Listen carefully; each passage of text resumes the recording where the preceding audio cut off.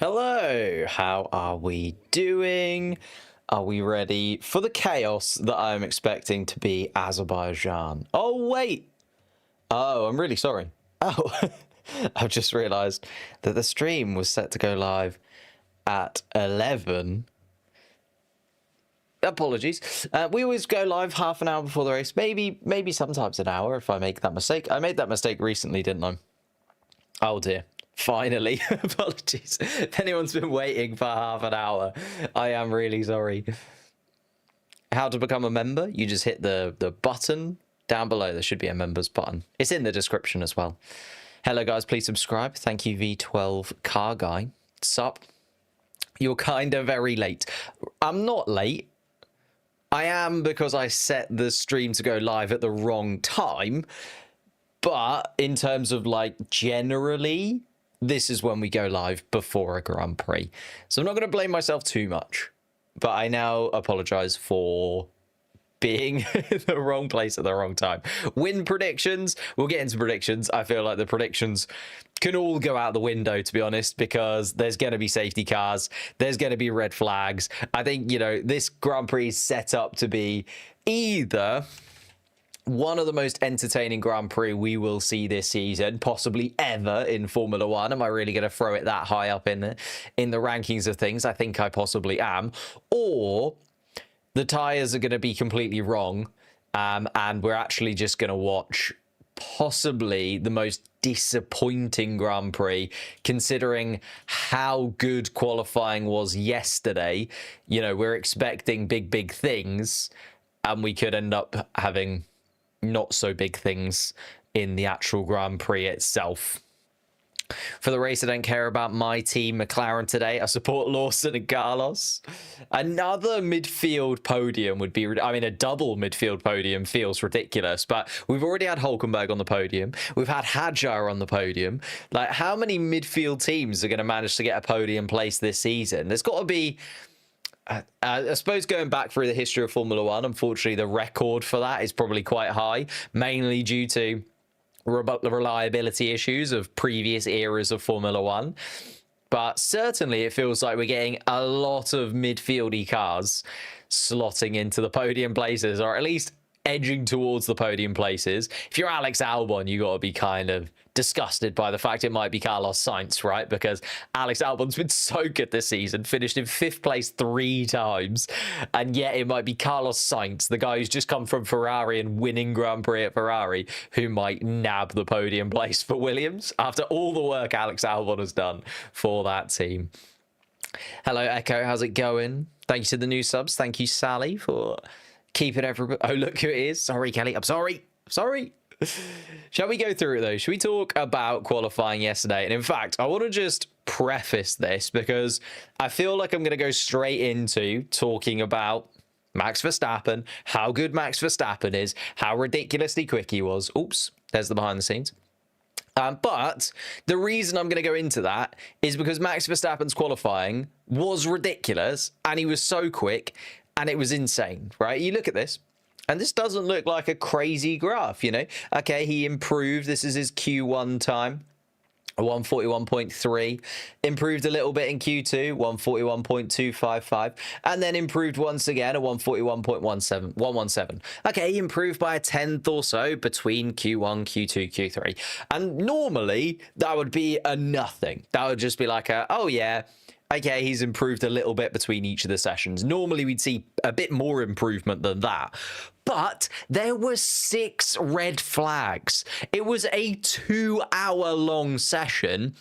And the majority of that time, the drivers had to just sit in the garage or even hop out of the car as they were waiting for things to be put back together again. The fact that Max Verstappen was able to hold that mentality and hold the fact that he was improving every time and knowing where to improve and knowing where to find that extra 10th in Q2, in Q3, between all of the delays and between all of the red flags is mind-bending to me. Like, how on earth he managed to hold himself in that space of, okay, that's where I went wrong 15 minutes ago, 20 minutes ago, in this absolutely insane qualifying session that we've got, and I need to improve that there. there was not many drivers that were able to do so. Shall I show you Lando Norris's, for instance? Lando Norris's fastest time in qualifying yesterday came in Q1. Shall I show you Charles Leclerc, who I know didn't get to set a Q3 time, but his fastest time came in Q1. A lot of the drivers who we expected to be in and amongst that qualifying pole position battle weren't able to improve as the sessions went on.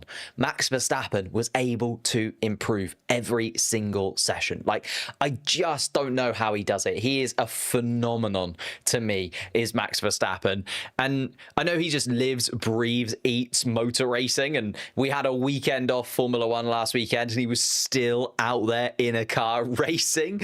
But I can't use any more superlatives for Max Verstappen. They are just his mentality and his way of driving and the way he is able to pull out performances. He's qualified on pole position 5 times this season, more than anybody else. Lando Norris, Oscar Piastri, the dominance of that McLaren car. We talk about how quick that McLaren car is compared to everything else. Max Verstappen has the most pole positions this season. Just ridiculous. Don't know how he does it. Absolutely insane. But just wanted to show you that because everybody else was, talking about, Antonelli, even the same. Antonelli couldn't improve in that final part of qualifying. Russell couldn't improve in that final part of qualifying. Went slower in the final part of qualifying than before. Max Verstappen went quicker. Max Verstappen did what nobody else could do. Max Verstappen found that extra 10th.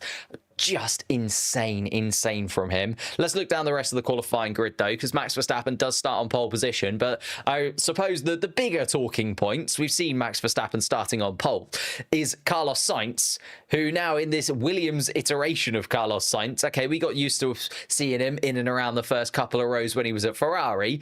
It's a whole different ballgame when you qualify up there in a Williams car. 2nd place for Carlos Sainz yesterday. And that is all down to not just him, but the Williams team absolutely perfecting the intermediacies of yesterday's qualifying session. Like, they went out on the right tyres at the right time. They predicted what was going to happen with various other drivers. They went out early in that first part of Q3. They went out at the right time in Q2. They made sure that Carlos Sainz had the track at the perfect moments. And you have to put that down to the Williams team behind him. And as Carlos Sainz said, they executed everything to the best of their ability. Then Liam Lawson behind. That RB car looks ridiculously quick. And Liam Lawson has really stepped up in the last few races, kind of just before the summer break and post-summer break. Okay, Liam Lawson's also been involved in a few issues here and there. He likes to smash into the side of a few cars, don't we all? But Liam Lawson has actually been getting better and better and better, and I think we're now seeing the best of Liam Lawson once again inside of that RB. And again, they got it right. They went out the right part of qualifying. They did it at the right time. Then the 2 Mercedes cars behind, was not expecting it to be the 2 Mercedes cars that were closest to pole position beyond Max Verstappen. You look at the 2 McLarens, 2 Ferraris. I think we were all expecting those 4 cars to be ahead of the Mercedes cars, but Kimi Antonelli, George Russell, again, did the right thing at the right time. It's very George Russell to get that right. I'm glad that Kimi Antonelli is in there as well. I think Kimi Antonelli needed a weekend like this, needed a qualifying session like this to get a bit of that confidence back in the car again, because he can say to himself, it was a really disrupted qualifying. It was a really tough qualifying for even the best of drivers to get right. And I was one of those drivers who was actually able to outperform George Russell in that and get onto the 2nd row of the grid, even in the really tricky conditions right at the end. And I think he can take a lot of positives from that, can Kimi Antonelli. George Russell seemed a little bit disappointed. Maybe thought he could have, just edged ahead of Carlos Sainz, Liam Lawson, but it would have been tough because you look at Sainz and Lawson's lap times at the end there. And again, I'll kind of show the screen to you. You look at like Liam Lawson's lap times, for instance, a 141.7 in the conditions that they were. I know it was very, very tight. Carlos Sainz was a little bit quicker, whereas like Carlos Sainz is 141.595. But George Russell at 142.0. It's like, oh, could he have found 0.3 of a second? I think he'll probably look back at his lap and say yes. Could he have found 0.3 of a second? Could he have found half a second? Possibly not, considering the conditions that he was in. But I think George Russell will, first and foremost, see Antonelli ahead of him and think, I can get the better of him in the race. And then it will be, can he hunt down Liam Lawson, Carlos Sainz? And is George Russell versus Max Verstappen going to be the battle that we've actually got for the win in this Grand Prix? Like, quite possibly, because they were both very, very solid. And also, it's the battle we want to see, isn't it? When was it? A couple of years ago when we had Max Verstappen and George Russell having a little argument in the pit lane in Baku here. Now it's out on track. If we could see those two battling for a win here in Azerbaijan, that'd be very tasty indeed. I think that's the championship battle we all kind of hope we'll see at some point in the future, right? Max Verstappen, George Russell going toe-to-toe. No love lost between them. They already hate each other, let alone how much they would hate each other if they were also battling for a championship. That would be absolutely ridiculous. Yuki Tsunoda down in 6th place. What do we think Yuki Tsunoda can do from there? Is there an expectation that he needs to go forwards? Because again, you look at Antonelli, Lawson, Sainz ahead of him, maybe less so Antonelli, but usually you would say a Red Bull should be able to get the better of a Williams car and an RB car. But with Yuki Tsunoda behind the wheel, will he be able to move it up there? I don't know. It's one of those things where I still just don't trust Yuki Tsunoda. It's his best qualifying inside of a Red Bull car. So you can take the positives from that. Maybe a podium for Yuki, says Rishi. Okay. I think it's going to be tough for a podium place, but I can see why you would predict that, right? You can look at the cars ahead of him. Antonelli still in his first season, still maybe able to get the better of Kimi Antonelli. Then you look at Lawson and Sainz, midfield cars, and you go, okay, well, the Red Bull should be quicker than those two cars ahead. So there's only George Russell that's really a hurdle, I would say, in front of Yuki Tsunoda that you wouldn't expect him to be able to jump. But it's Yuki Tsunoda in a Red Bull car that he's really struggling with. So I'll let you guys predict where you think Yuki Tsunoda is going to come, because we then come to the McLaren cars, and it was disappointing, wasn't it? Very, very disappointing indeed. Talk about Isaac Hadjar in the middle of them in a second, but let's talk Norris first. It felt like a big opportunity for him, didn't it? A very uncharacteristic mistake from Oscar Piastri, putting it into the wall in Q3 without setting a lap time. And that wasn't entirely, his fault, the fact he wasn't able to set a lap time because of the red flags that kept getting in the way. But he was then one of those red flags, and it was a chance. It just felt like a chance for Lando Norris to be like, right, this is the race where, similar to last year, it's kind of the inverse of last year, right? Where Lando Norris, it felt like Azerbaijan was going to be a big Grand Prix.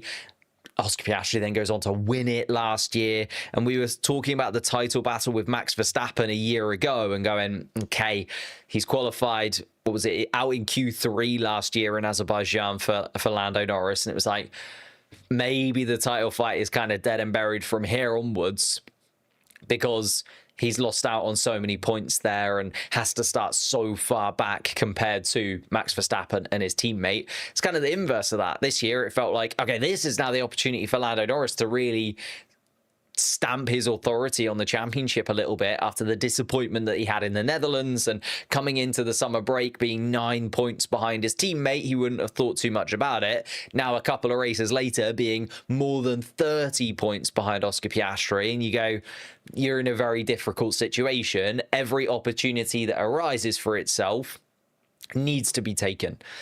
And it just wasn't from Lando Norris. Starts from 7th place, was slow in Q3. The team got it wrong. They sent him out first of all the drivers that went out after that final red flag. And it was just one of those things where I felt for Lando Norris in that moment. He was very cool, calm and collected about it after the fact when they were talking post-qualifying in the interviews.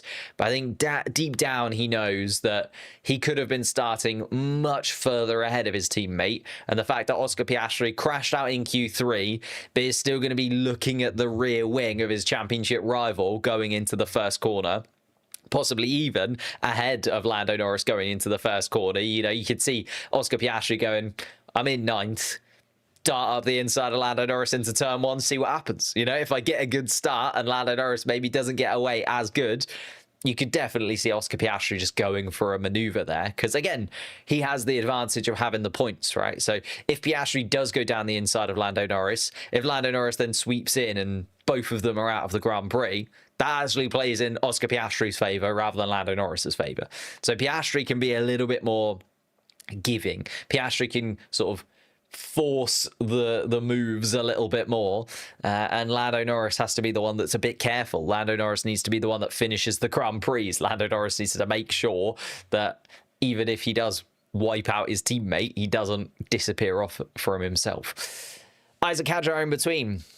A couple of people asking about Isaac Hadjar. I did think it was a weird interview from Isaac Hadjar. I can kind of understand why, but he's got a proper mentality about him, hasn't he? He's got like the bit between his teeth now. I think the first half of the season, he was getting to grips with Formula One, had some incredible performances, and now he's kind of got a podium behind his back in the Netherlands. He's performed incredibly well throughout various different Grand Prix, and it felt like Hadjar's mentality, was like, this car should have been higher, and I should be able to get better out of it. Looking at where Liam Lawson was. So Isaac Hadjar was the most annoyed of anybody in the post-qualifying interviews. And, you know, you think of all the drivers that crashed. You think of all the drivers that had disappointing qualifyings. Isaac Hadjar was livid. He was so angry. Like, if you haven't seen it, well worth watching Isaac Hadjar's post-qualifying interview, because I think it's the most annoyed I've ever seen a driver about anything.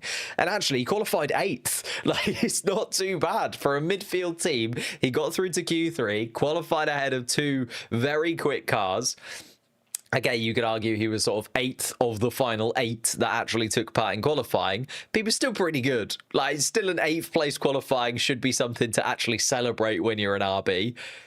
Not when you're Isaac Hadjar, apparently. Just Isaac Hadjar livid about the fact that he's starting in 8th place. So I love that from him. I love the fact that he's got that mentality now, and I love the fact that he backs himself to perform every single weekend to the highest possible ability. But he could calm down a touch. I think Isaac can be fairly happy with an 8th place. So funny to watch that interview, though. So funny to watch Isaac Hadjar just absolutely lose it with an 8th place qualifying. Let's talk about Ferrari. I don't know, Charles Leclerc and Lewis Hamilton, it felt almost like destined to be, didn't it? We looked at FP2, they were first and second. Lewis Hamilton came out of Friday going, this is probably the best start to a weekend we've had. And then as soon as you say something like that as a Ferrari driver, you know that you're just putting yourself into a world of hurt. Because Ferrari will find a way to make it absolutely horrendous. And Ferrari will find a way to ruin your afternoon. And, like, they kind of just got in each other's way, didn't they? You know, Charles Leclerc in particular had an absolute nightmare qualifying, going deep into turn 1. Then the next flying lap, he improves just to go deep into turn 3. Like, he was not having the best of qualifying sessions. And the problem was Lewis Hamilton was getting the tow from Charles Leclerc. So when Leclerc goes deep into turn 1 and brings out the yellow flags, Hamilton loses out because of that. When Charles Leclerc goes deep into turn 3 and Hamilton is the car behind, Hamilton loses out because of those yellow flags. So Charles Leclerc was kind of ruining the session for both of them, really. And then Hamilton just wasn't quick enough at the end. Those tyres, they'd done too many laps. He was miles off the pace of Fernando Alonso, it has to be said. So if we pick up those graphs again and we just look at the fastest laps of Lewis Hamilton and Fernando Alonso, Hamilton quicker on the straights, yeah, but Fernando Alonso, oh no, I want the other lap from Fernando Alonso, don't I? I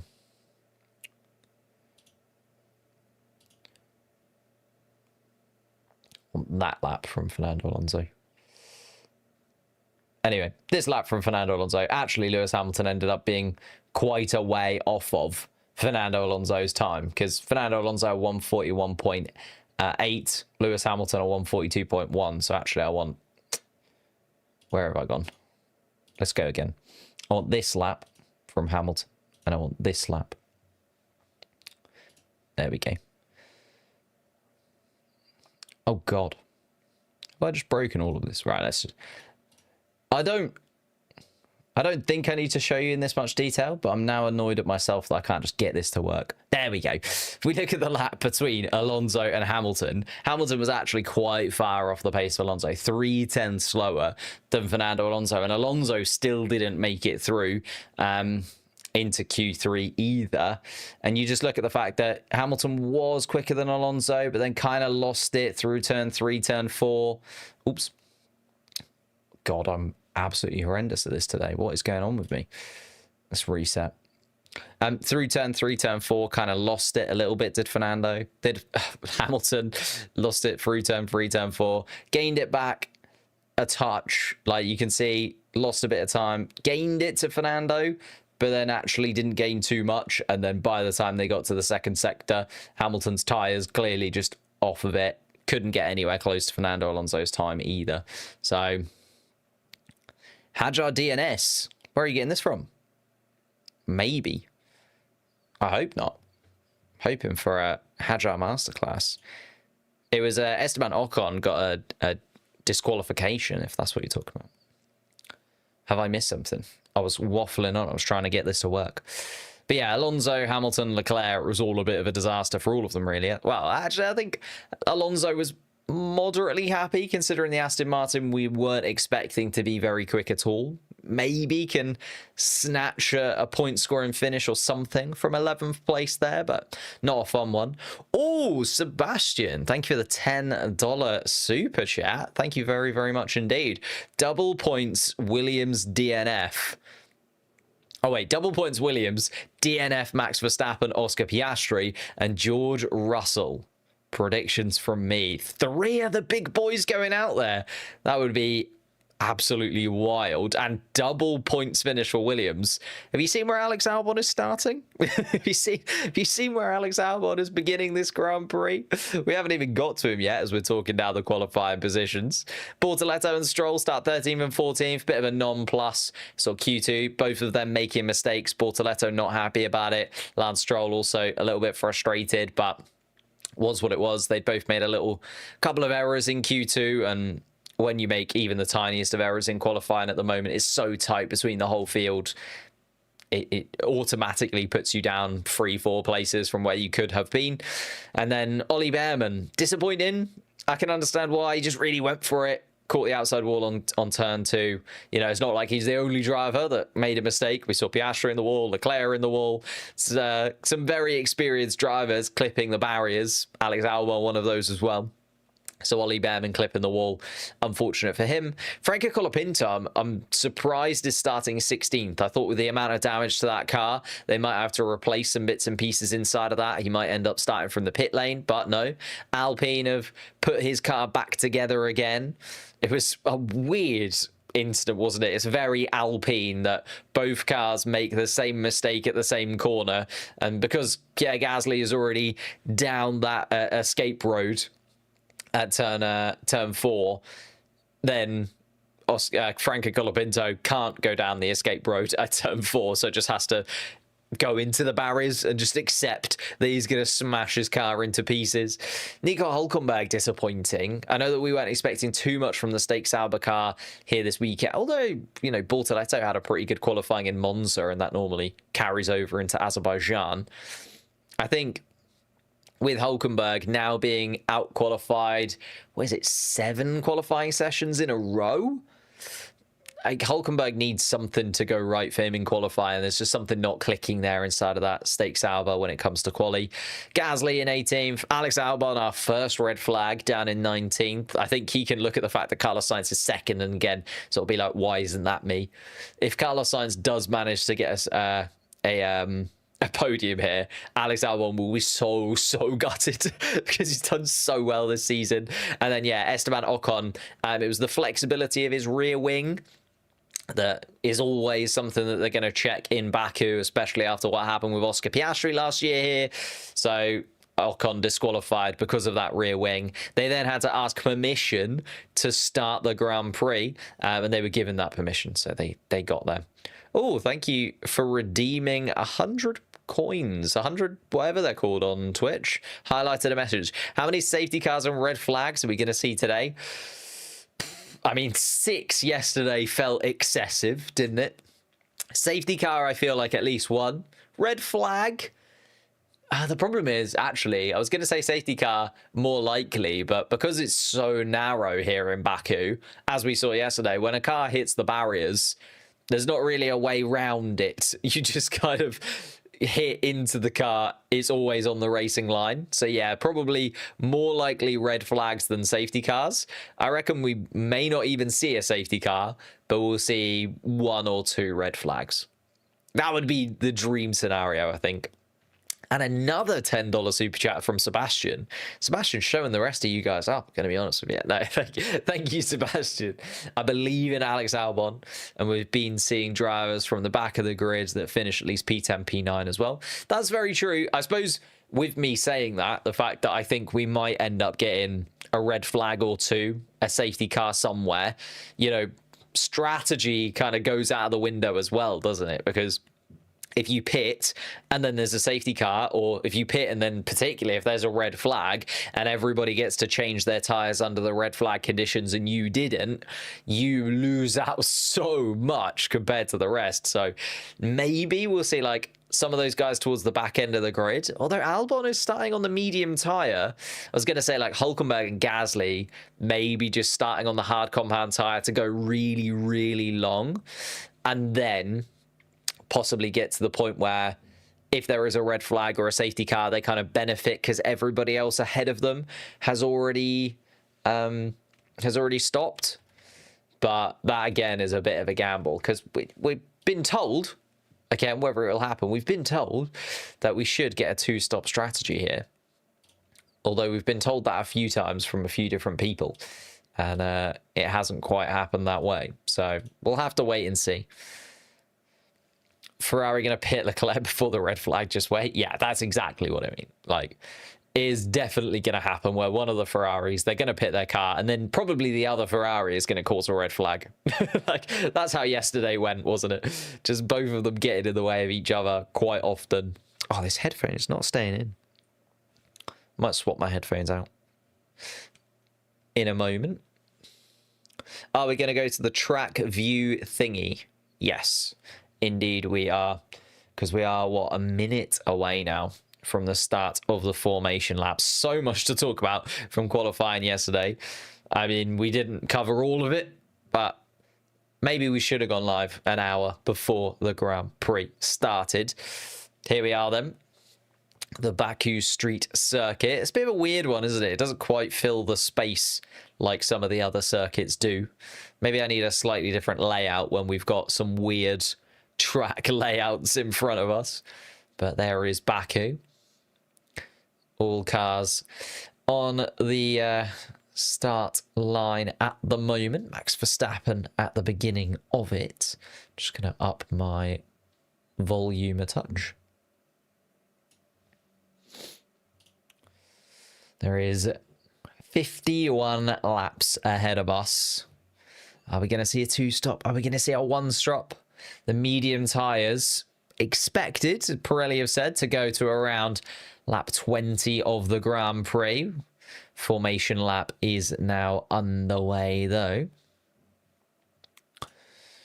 We're going to see the cars starting to make their moves around this circuit. It's quite a long lap around Azerbaijan. Like, maybe underrated as to how long a lap around the Azerbaijan circuit actually is.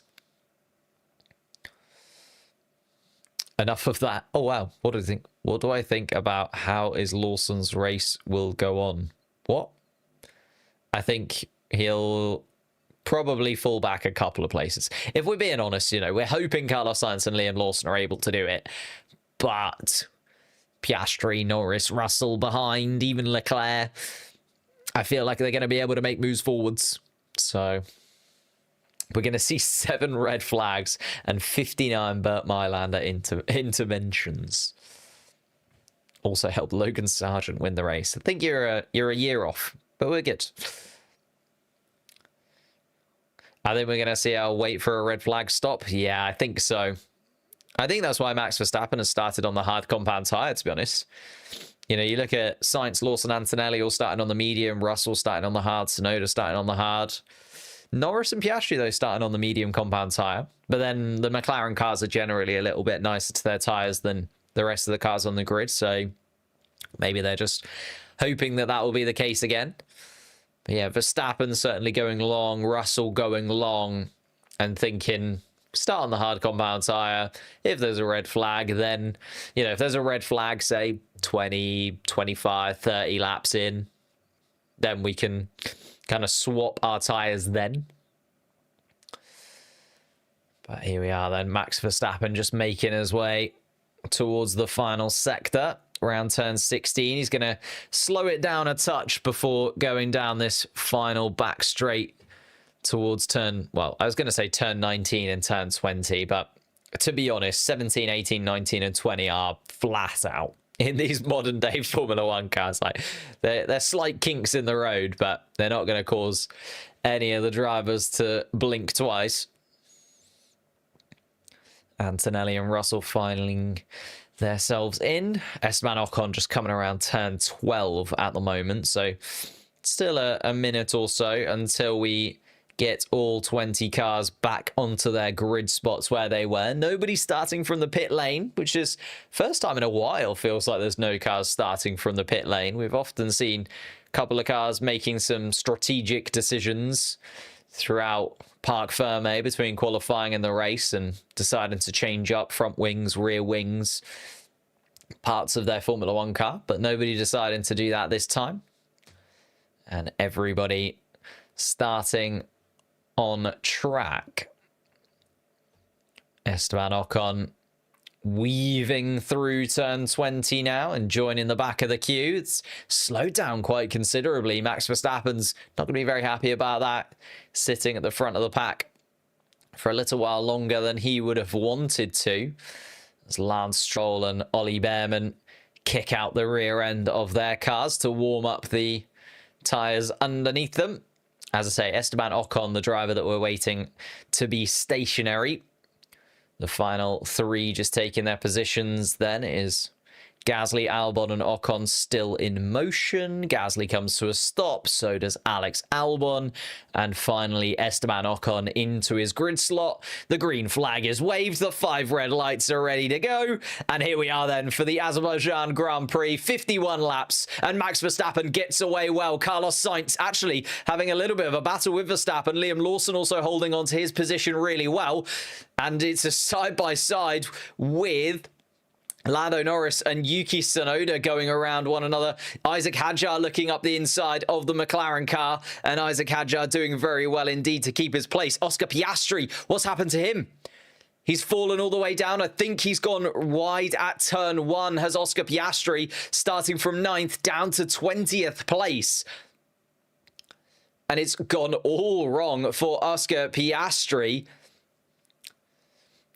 And he's plummeted down the order. Ollie Behrman tried to have a little go at Franco Colapinto. Colapinto able to hold on to that position, though. It is still Verstappen, Sainz, Lawson, our top 3. Antonelli, Russell, Tsunoda stayed where they are. Hadjar as well. And, oh, and it's Oscar Piastri in the wall. Oscar Piastri in the wall on turn 5 and turn 6. Oscar Piastri handing Lando Norris a big opportunity here this weekend then.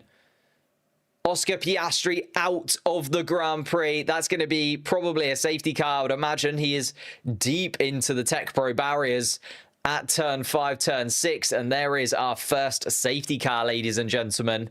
Piastri, he made a mistake down towards turn 1, plummeted down to 20th place. And then also made a mistake at turn 5, turn 6. And it's the first weekend where Oscar Piastri has really thrown away a possibility.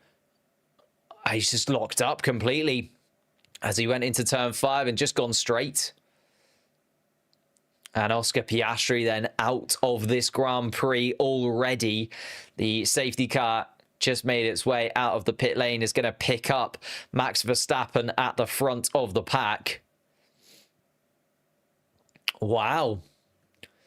The mistake yesterday, very similar to the mistake yesterday, honestly. Just locked up, didn't make anywhere near the apex, and into the barriers goes Oscar Piastri, and his championship advantage is now under threat.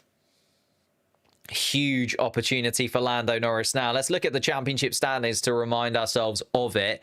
Obviously, Oscar Piastri will still lead the championship, whatever happens, really, from this Grand Prix, as he is on 324 points. That's going to remain exactly the same as it is now. But Lando Norris starting this weekend, 293. 293 is where he starts, and now he has the opportunity to close in a considerable chunk of that. 4 points on the board for him right now, running P8, but he now has the whole race, 50 laps, well, 48 laps by the time the safety car likely comes around, to look at those 7 cars ahead of him and know that every single one of those cars he gets past, he will be gaining more and more points on Oscar Piastri for definite, because Oscar Piastri can't rebuttal. Oscar Piastri can't come from behind and get more points of his own. It is a huge, huge opportunity for Lando Norris now. The safety car still being tailed by Max Verstappen. Sainz and Lawson still in the top 3. Antonelli, Russell, Tsunoda, Hadjar, Norris where they started. The big winner, Charles Leclerc, obviously moves up a position as Oscar Piastri falls down. Lewis Hamilton also got ahead of Fernando Alonso, so both of the Ferraris up into the point-scoring places. Bortoletto up a position as well, Stroll up. Colapinto's done well to move 2 positions ahead of where he started. Ollie Behrman remains in 15th place. Pierre Gasly has also gained on Nico Hülkenberg. Esteban Ocon has also gained a position on Alex Albon. And Oscar Piastri, oh, he jumped the start. Jumped the start and then stopped, did Oscar Piastri. Absolute nightmare start from Oscar Piastri.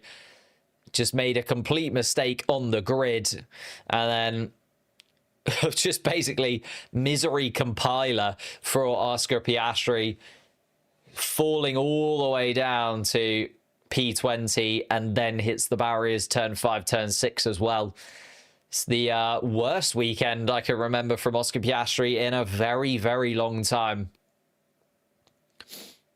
Is it the pressure that is getting to Oscar Piastri now? Is it just a one-off where it just goes into turn 5 so hot, does Oscar Piastri? I know he's trying to make moves. Yeah, he anti-stalls. Oh, it's an absolute nightmare start from Oscar Piastri. He jumps the lights, then hits into the anti-stall of the car, then tries to get back going again, hits anti-stall once more. So stalls the car twice, does Oscar Piastri. And Fernando Alonso also looked to jump the start, I think, because Fernando Alonso is reacting to Oscar Piastri ahead of him. So Fernando then moved also in his grid slot. Didn't stop, but well, that will definitely be under investigation, I'm sure, from Fernando Alonso possibly jumping the start. I mean, he didn't gain anything from it. He's still in 11th place at the moment. Yeah, Oscar Piastri jump start, then had to stop, then falls all the way down to 20th place after he puts himself into anti-stall, and then is trying his best to make moves going through the field, but gets absolutely nowhere. From the Alpine of Pierre Gasly. Gasly then sees Piastri lock up, and yeah, Gasly. Oh, and there's actually a touch between the Nico Hülkenberg and the Haas of Esteban Ocon as well. There's a bump between them just ahead of where Oscar Piastri clattered the wall. Esteban Ocon trying to go around the outside of Nico Hülkenberg. Hülkenberg clips the rear right tyre of the Haas car. Both of them continue on unscathed. Oh no, there is a little bit of carbon fibre coming off those 2 cars. Ocon has come into the pits and come in a second time, actually, has Esteban Ocon. We've got Alex Albon has also pitted behind the safety car too. So Albon and Ocon both pitted. Yeah, Marshall's trying to put the Tech Pro barrier still back together again. This is the one problem that we do have with safety cars around here in Azerbaijan, because the Tech Pro barriers do take quite a hunk of damage when they are hit. It takes a little while to put them back together again, like we saw in qualifying yesterday with the red flags. There's often a few minutes of delay. But they maybe didn't want to red flag it, because then everybody could have swapped behind the safety car.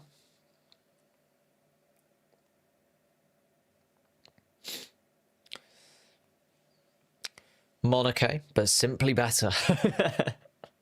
Always the Tech Pro barriers. Map is behind. I don't think that it is, you know. Maybe like a margin behind. But the safety car is now making its way down towards turn 3, from what I can see.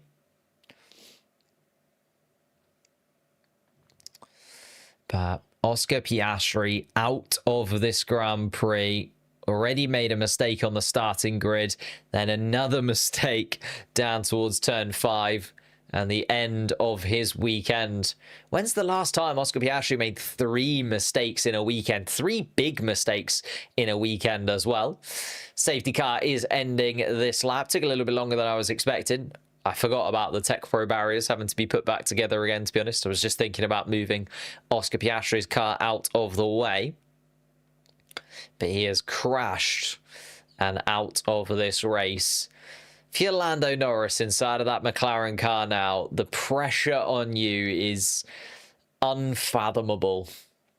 He had the opportunity yesterday to really turn the knife, but didn't take it. And another opportunity has presented itself. Oscar Piastri out of this Grand Prix. Lando Norris currently gaining 4 points on his championship rival. But so many points up for grabs. If he can get 25 points, it would negate the DNF, of course, in the Netherlands. Kind of put us back to where we were a couple of races ago. What does Verstappen do here with the restart, though? Let's focus on the current race leader, who is battling with a Williams car for the lead of this Grand Prix. Verstappen on the harder compound tyre. And this is where starting on the medium, if you're Carlos Sainz, might just play into your advantage. You'll have that little bit better of a run down towards turn 1 in terms of your tyres. But, I mean, you are racing a Red Bull and you are racing Max Verstappen. So, Carlos Sainz, although the victory is right there and the possibility of leading a race for Williams, does he just play it safe and sit in second? If he plays it too safe, does Liam Lawson try to take advantage down towards the first corner here in Baku? That's what we'll see. Max Verstappen still weaving as we make it around turn 20. Verstappen leaving it very late indeed to put his foot down, maybe knowing that the medium compound tyre so incredibly tight between the 19 cars remaining, and Verstappen finally goes. Verstappen hits the pedal. And safety car is in. We're back onto lap 5 of the Grand Prix. And Verstappen has been able to escape away from Carlos Sainz. Sainz then defending from Liam Lawson. The 2 Mercedes cars go side by side. And I think Kimi Antonelli losing out to George Russell and... Oh no, it's George Russell who lost out. Russell falls behind Tsunoda as the 2 Mercedes cars go wheel to wheel through turn 1. Tsunoda up into 5th place, then gets jumped... George Russell gets jumped by Yuki Tsunoda. Isaac Hadjar still remains in 7th place. Lando Norris has actually been jumped by Charles Leclerc. Lando Norris now down a position. That's not where we wanted him to be for the championship battle to really heat up. So Lando Norris now down to the position where he'd only gained 2 points on his championship rival if the race ended now. But we've still got a long way to go here. 47 laps of racing remain. Lewis Hamilton in 10th. Fernando Alonso is under investigation for that race start. and I think has been given a penalty. It is a 5-second time penalty for both Fernando Alonso and Oscar Piastri. Of course, Oscar Piastri not going to be able to deal with that 5-second penalty, so that's also going to roll into next week. It is going from bad to worse to absolute nightmare for Oscar Piastri, but Fernando Alonso with a 5-second time penalty for that false start as well. Bortoleto behind him. Alonso and Bortoleto again find themselves side by side on the racetrack. They love it, don't they? They are, of course, Fernando Alonso, his manager for Gabriel Bortoleto, just always seem to find themselves side by side. As Charles Leclerc then makes a move on Isaac Hadjar and gets the move done. Leclerc now up into 7th place, and the pace of that Ferrari car suddenly coming to fruition. Lando Norris also looking at the back of the RB. Is the RB going to go side by side with Lando Norris down towards turn 1? He is indeed. Isaac Hadjar is going to try and position himself up the inside of Lando Norris, but Lando Norris sweeps around the outside and back up into 8th place goes Lando Norris. Isaac Hadjar then has to worry about Lewis Hamilton, the RB car, being swamped by the front runners, Leclerc and Norris ahead of Hadjar very quickly there indeed. And Lewis Hamilton now trying to make it 3 cars in basically 4 corners. And he does indeed. Lewis Hamilton, no, not able to get past Hadjar this time. I thought he'd made it, but Hadjar then just able to sneak his RB car up the inside of Lewis Hamilton's Ferrari for now. The battle for 7th, 8th, 9th and 10th really heating up as Fernando Alonso also tries to get involved in it, but isn't quite close enough to Lewis Hamilton to make a difference. Verstappen still leads and has gained more than a DRS advantage over Carlos Sainz. Let's look at this replay of Charles Leclerc then. Yeah, Leclerc just gets the power down well before Lando Norris gets right under the rear wing of the McLaren car. Lando Norris caught sleeping there on the restart, and Charles Leclerc then able to make the move down towards turn 1 before they even get into the braking zone really. Charles Leclerc very opportunistic.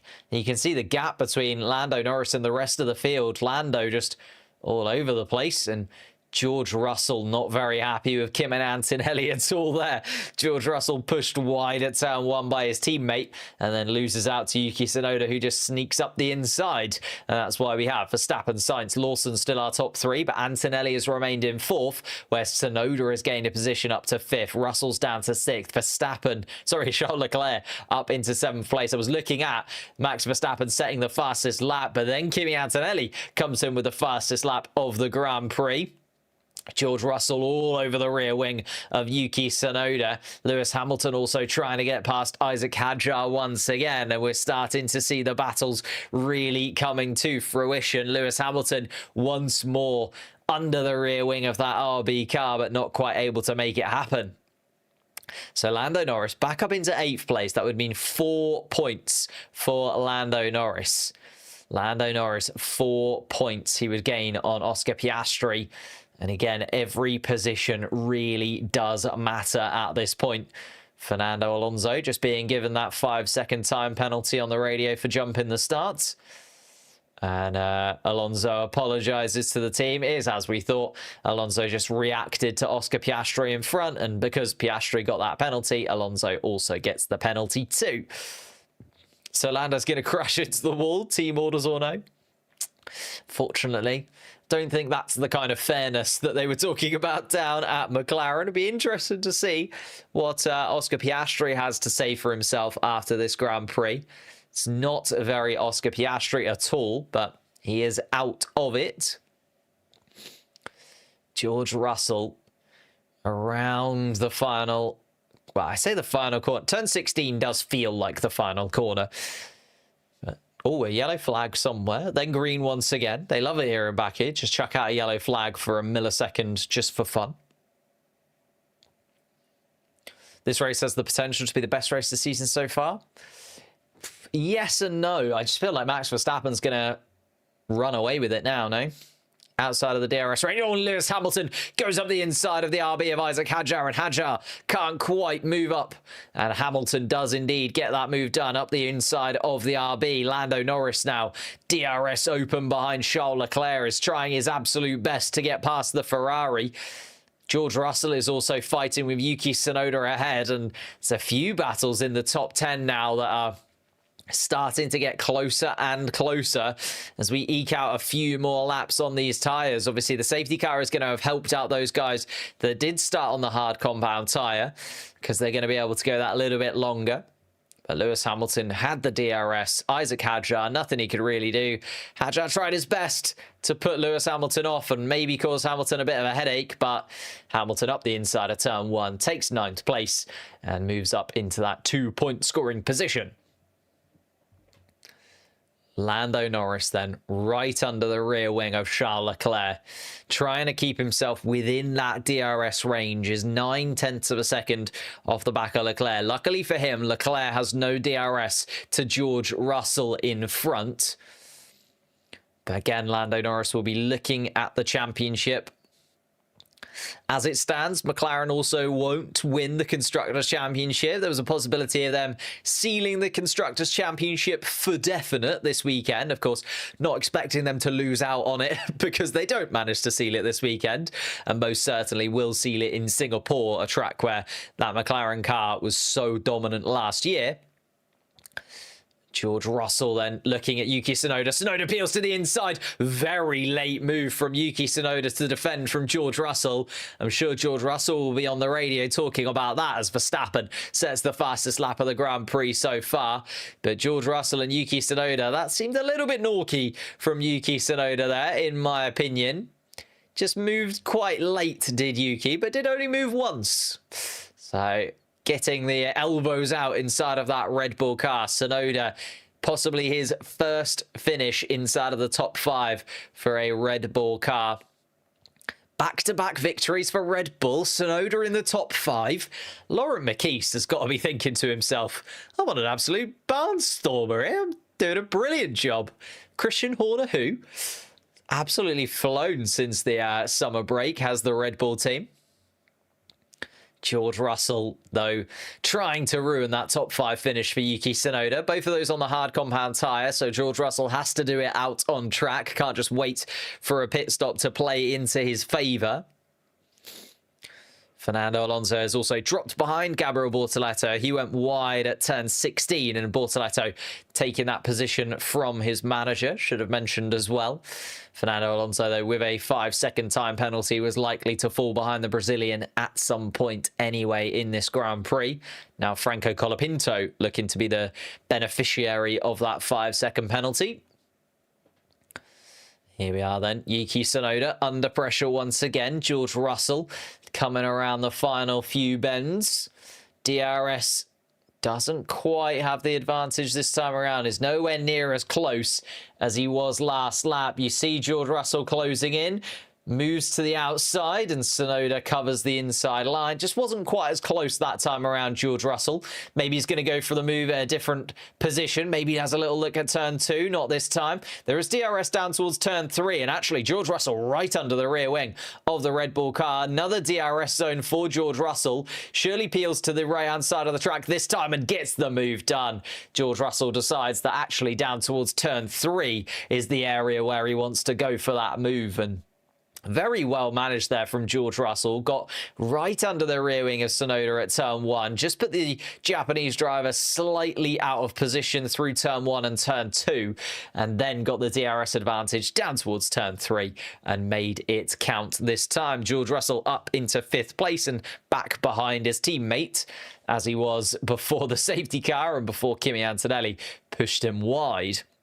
There's a little bit of a gap, though, for George Russell to now contend with. 2.5 seconds, the gap between Russell and Antonelli. Antonelli, though, within DRS range of Liam Lawson just about, although that's going to tick over to a second right about now.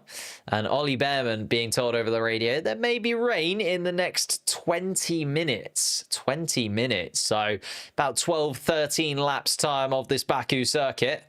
That would be right about when the medium tyre runners were likely going to stop. So we're looking at lap 24, 25 because of the safety car, where the medium tyre runners would have stopped. And that's also whether the Haas team are expecting a possible rain shower. That could be very interesting if the rain comes just as the strategy for the medium tyre players starts to play out. Kimi Antonelli being closed in by his teammate, though. 2.2 seconds the gap between Antonelli and George Russell. Max is about to lock in when it rains. That's the only thing, right? If it does rain, Max Verstappen, pretty good in those conditions, as we saw yesterday. He was the only driver who was able to improve in Q3. Everybody else, you know, you look at Leclerc and Norris and the other drivers setting their fastest laps of the session during Q1. Verstappen actually setting his fastest lap of the session in Q3, as Formula One intended it to be. Keep on top of the management. You know the plan for today. Verstappen 2.5 seconds ahead of Carlos Sainz. He's got a lovely barrier as Verstappen, because even if one of the big boys, say George Russell, does manage to get past Kimi Antonelli, he's then also got to deal with Lawson and Sainz, and they're not going to be easy to get past for George Russell.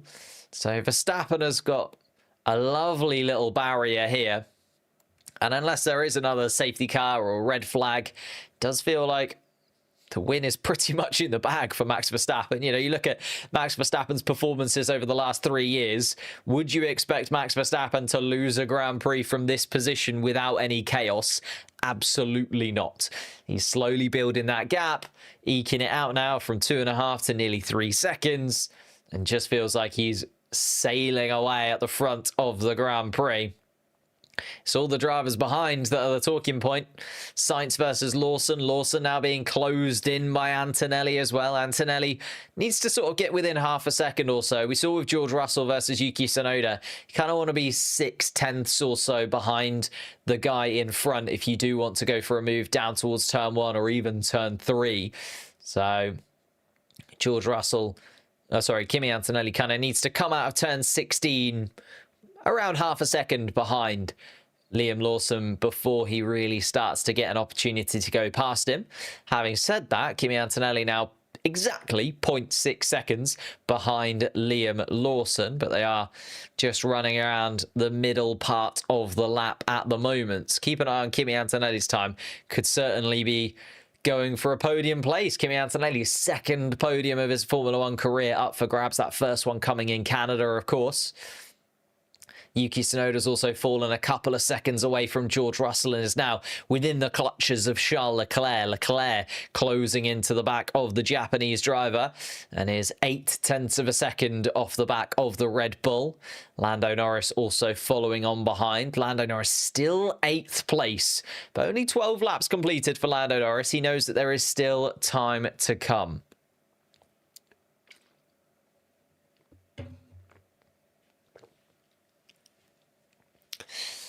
Isaac Hadjar holding on to that final point scoring place and got a couple of seconds barrier to Bortoletto. There is the confirmation. The pit window then for the medium compound tyre runners between 18 and 24. But we had, what, 3 laps under the safety car, 4 laps really under the safety car. So you can kind of push that back a little bit for the medium tyre runners. Max Verstappen, though, not one of those medium tyre runners and just disappearing off into the distance. George Russell has just set the fastest lap. Took 0.8 out of Kimi Antonelli, did George Russell. That is a very, very strong lap indeed.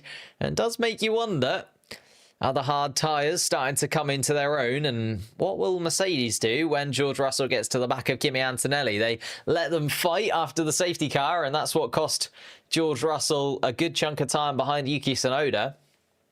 If you think, if George Russell hadn't fallen behind Tsunoda and lost that time battling with him, and instead actually got ahead of Kimi Antonelli, where could George Russell be now? Maybe we're talking about Russell versus Verstappen for the victory here, but even if Russell can get in front of, as I say, Antonelli, Lawson, Sainz, he's then got a 3.5 second gap, which is only increasing every single lap at this point. So George Russell, podium place certainly up for grabs. A win to get past Max Verstappen in these conditions would be very, very impressive indeed. Don't know what's going on with Franco Colapinto as well. Colapinto has fallen a mile behind as Ollie Behrman makes a move on Pierre Gasly to move up into 16th place. But Colapinto's pace is miles off it. He's nearly 5 seconds adrift of 12th place Fernando Alonso. And I know Alonso has a 5-second penalty, but Colapinto sitting right on the edge of that as George Russell then sets another fastest lap.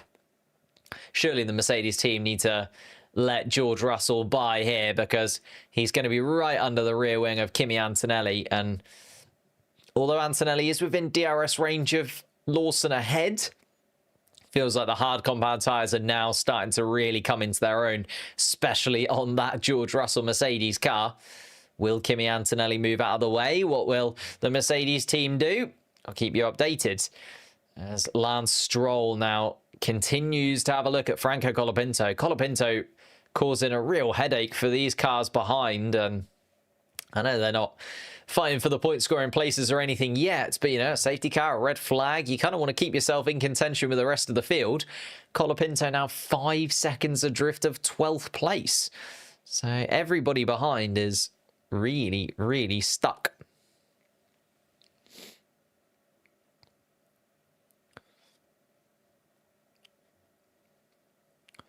Max Verstappen still leading. Has sort of slowed down on that rate of improvement as Max Verstappen. It's now remained 3.5 seconds to Carlos Sainz for a couple of laps.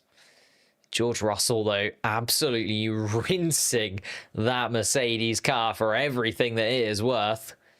Closing in to the back of his teammate once more as they come around turn 15 together. Liam Lawson, though, racing for a podium place. He saw his teammate Isaac Hadjar get one in the Netherlands. George Russell then does feel like he's just got more pace at this moment in time than Kimi Antonelli. Antonelli hasn't been able to get within that half a second that needs to be to properly battle with Liam Lawson. But it looks like Mercedes are letting the two cars just continue on as they are. Antonelli has a little look at Liam Lawson, and maybe that's why. Maybe Antonelli has been given a certain number of laps to get the move done. Antonelli does have a little look, but George Russell so quick behind him. Alex Albon running in 18th place. We're on board with him as he's looking at the back of Pierre Gasly's car, and that Alpine is just so slow in a straight line, isn't it? The Renault engine is an absolute nightmare. Franco Colapinto also battling with Lance Stroll, has just been able to keep that place ahead of him. But Alex Albon, fresher tyres, moves ahead. And Albon, on those medium tyres, did pit under the safety car, did Alex Albon, but holding on to those tyres for a good chunk of time. 13 laps already completed on the mediums. George Russell still looking at the rear end of Kimi Antonelli. And Yuki Tsunoda has actually been able to hold Charles Leclerc off for a little bit longer than I was expecting. Charles Leclerc, we haven't seen any big moves from the Ferrari man up to try and grab 6th place from Yuki Tsunoda yet. Possibly because Tsunoda's hard compound tyres starting to play into his favour. The medium tyre on Charles Leclerc, medium tyre on Lando Norris behind as well. George Russell about half a second or so behind his teammate as they come around turn 16. So Lawson, Antonelli, Russell is again the little pack of three that we watch go down towards turn 1. Antonelli has DRS, George Russell has DRS, but Antonelli nowhere near touching distance with Liam Lawson this time around. Just feels like the two Mercedes cars locking horns and not really able to do too much to one another. Lance Stroll once again looking at the rear wing of that Alpine car. DRS open for him. Surely gets a move on Franco Colapinto's Alpines, just going so slow in comparison. And then Alex Albon peels into the pits again.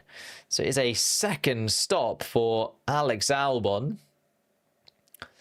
Maybe deciding to go onto the hard compound tyre and maybe going to the end of the Grand Prix on that set of tyres, hoping for a safety car, but not a red flag, I think, there. Alex Albon and the Williams team. Because he's going to be able to go all the way to the end on those tyres. He's going to need some pretty swift lap times, is Alex Albon, to cause any kind of problems for anyone ahead. George Russell on the radio. Russell thinks he's got a tyre advantage to get past Lawson, and I agree, to be honest with you. Like, as much as I don't like team orders dictating who's where in the Grand Prix, I do think that George Russell is quicker at this moment in time than his teammate. And George Russell indeed asking for a swap there. But I think reasonably so. I think he's asking for a swap and is actually quicker than his teammate by a considerable margin.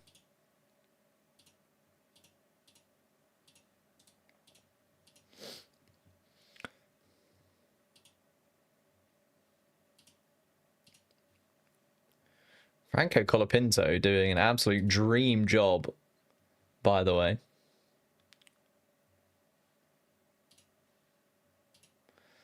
Because Colapinto...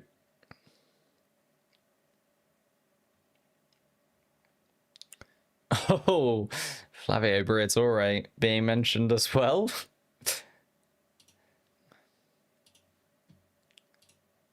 Oh, let me just check this.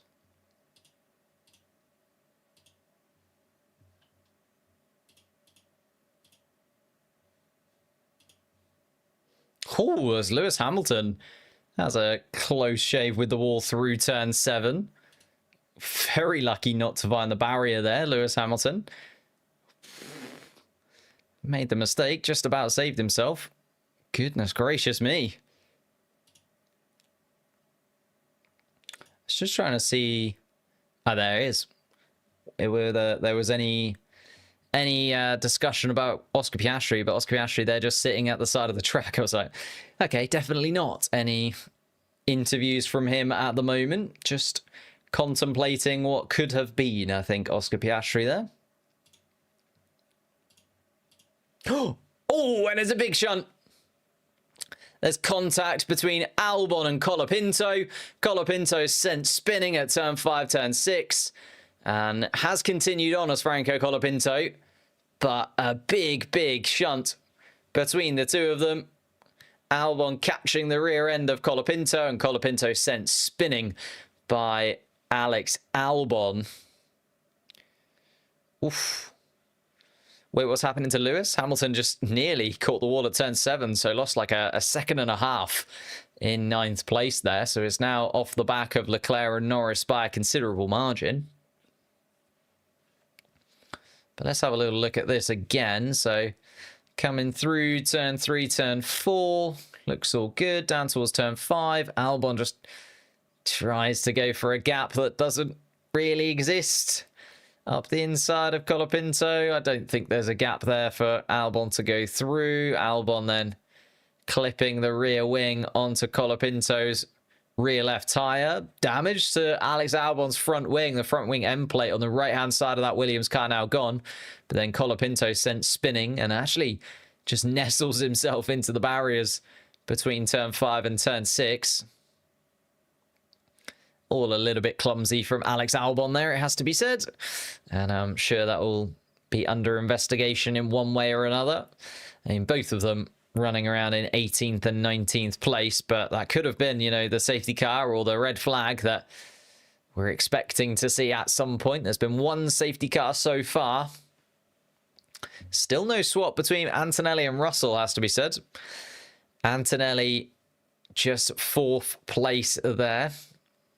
And not been able to get past Liam Lawson at all as of yet. George Russell, 5th place at the moment as well. And yellow flag, track hazard. Is it that debris that came off Alex Albon's car? I think it might be. As we see Kimi Antonelli pit. There you go. George Russell doesn't have to wait to get past his teammate. Antonelli opens the door for him. 19 laps of the Grand Prix completed. Antonelli, 2.7 second stop. Mercedes must have seen a little gap to get him back out into. I think it's just behind Fernando Alonso. Crucially, a little bit of clean air behind the Aston Martin, at least for a few laps. Antonelli then... Yeah, a couple of seconds of clean air for Kimi Antonelli now. It's actually a really good decision, in my opinion, from Mercedes there. Move Antonelli out of the way of Russell, allow Russell to continue on and maybe fight with Liam Lawson, and then also get the possibility of Kimi Antonelli running in clean air and getting the jump on Liam Lawson in the pit stops. The undercut at play there for Kimi Antonelli. Incident involving Albon and Colapinto is now under investigation. Alonso and Piastri, of course, already with 5-second penalties throughout this race. Hülkenberg and Ocon was deemed a racing incident and was given no penalty. Here we are then. Can we see George Russell actually get ahead of Liam Lawson? It was not capable of Kimi Antonelli. He wasn't able to get it. But George Russell seemed to be the quicker of the two Mercedes cars. Well, that was a few laps ago now. George Russell spent a little while stuck behind his teammate and in this little DRS train behind Liam Lawson. Has to be said that Liam Lawson is 5 seconds adrift of second place Carlos Sainz. It is looking incredibly good if you are a Max Verstappen or Carlos Sainz fan, because Verstappen now leads by 5 seconds and has just set the fastest lap of the Grand Prix. And then Carlos Sainz has a 5-second gap to third place behind him. Charles Leclerc comes into the pits for Ferrari. And I think they're going to try and do the same thing that Kimi Antonelli has done and sort of find that gap between Fernando Alonso and Lance Stroll. Charles Leclerc then comes towards the end of the pit lane. Kimi Antonelli makes his way past. And yeah, it's going to be really nice for Charles Leclerc there, surely. Just going to have a lovely bit of clean air to run into behind the Italian, in the Italian car. Trying to jump Yuki Tsunoda, who's on that harder tyre. Lando Norris continues on, though. Is not going to be able to get the undercut on Charles Leclerc, so McLaren possibly going for a slightly different. Oh, and there is a 10-second time penalty for Alex Albon causing a collision. So a 10-second penalty for Albon. That's pretty much ruined his race, and that's going to be the end of that for Alex Albon, surely. Don't call me Shirley. Piastri out. Piastri is indeed out. Crashed on the first lap of the Grand Prix from 20th place, or 19th place it would have been at that moment. Kimi Antonelli looking at the likelihood of jumping Liam Lawson in the pit stops. Needs to gain about a second or so on Liam Lawson. George Russell could help out his teammate here by causing Liam Lawson a bit of a headache and costing him a couple of attempts or so. But no, Liam Lawson boxes to cover off Kimi Antonelli, surely. Needs to be a good stop from the RB team, though, here. Kimi Antonelli just coming down towards turn 20. And Liam Lawson approaching the pits now. Liam Lawson is in. Kimi Antonelli, oh, he's going to come right. It's going to be very tight indeed. Antonelli's done very, very well in that clean air. Antonelli absolutely rattling down. Here comes Kimi Antonelli around turn 1 and Liam Lawson. Oh my goodness. Just about ahead. And surely this is Antonelli's opportunity. He's got slightly warmer tyres than Liam Lawson. Down towards turn 3. Lawson actually has to weave to get a bit of temperature into those tyres, and Antonelli not able to make the move down towards turn 3. But Liam Lawson is going to still be under pressure down towards turn 1. It's going to be a real battle between these two all the way around this next lap. George Russell has been released into third place as well.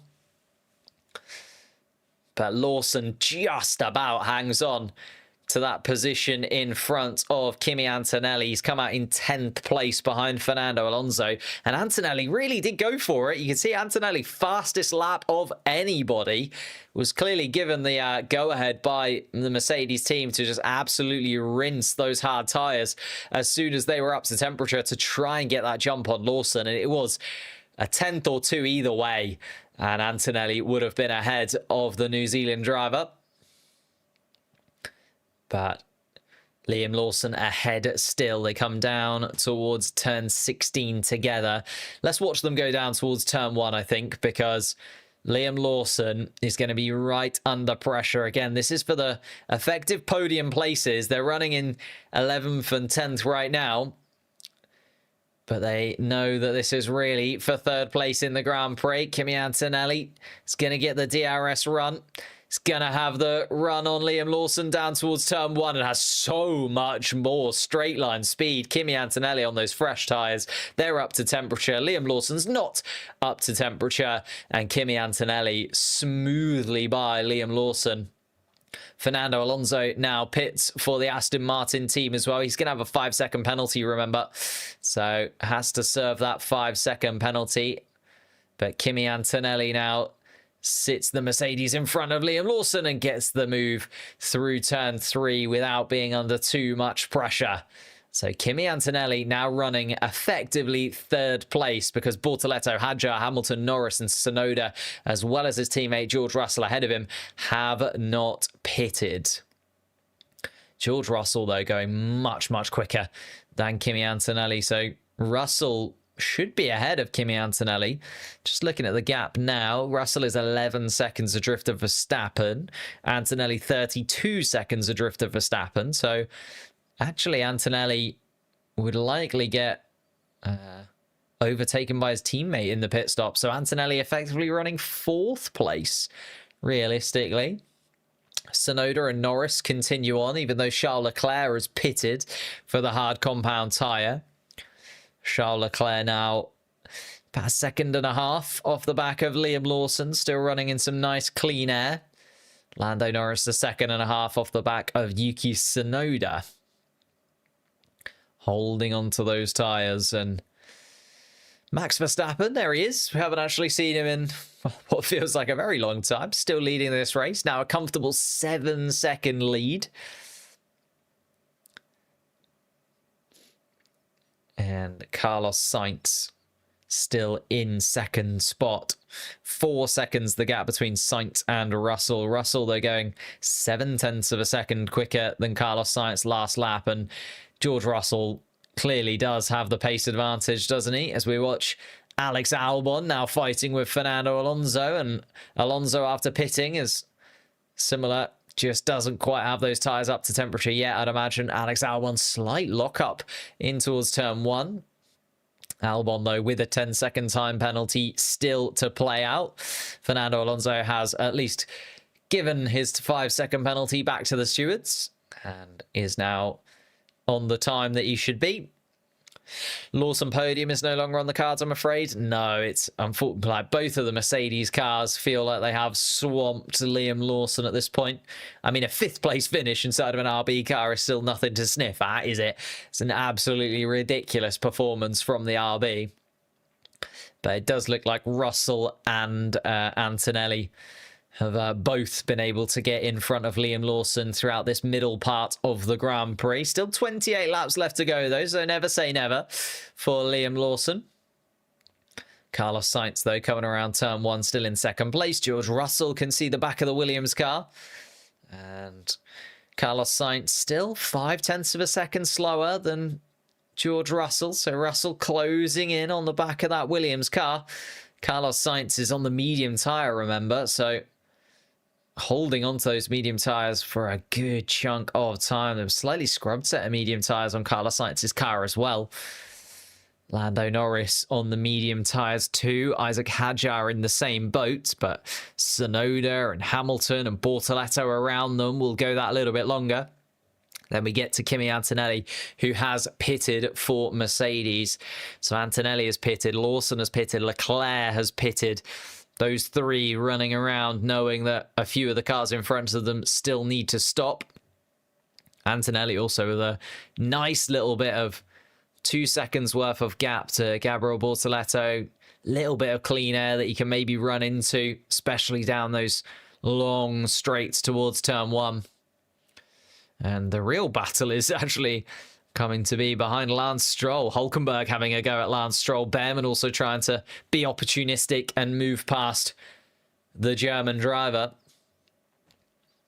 And this is the thing, right? These guys towards the back end of the pack, as we saw with Albon and Colapinto coming to blows, they're still racing one another, and just a little bit of contact between them, and one of these cars in the barriers, safety cars out, red flags fly, and completely changes the complexion of the entire Grand Prix for everybody ahead of them.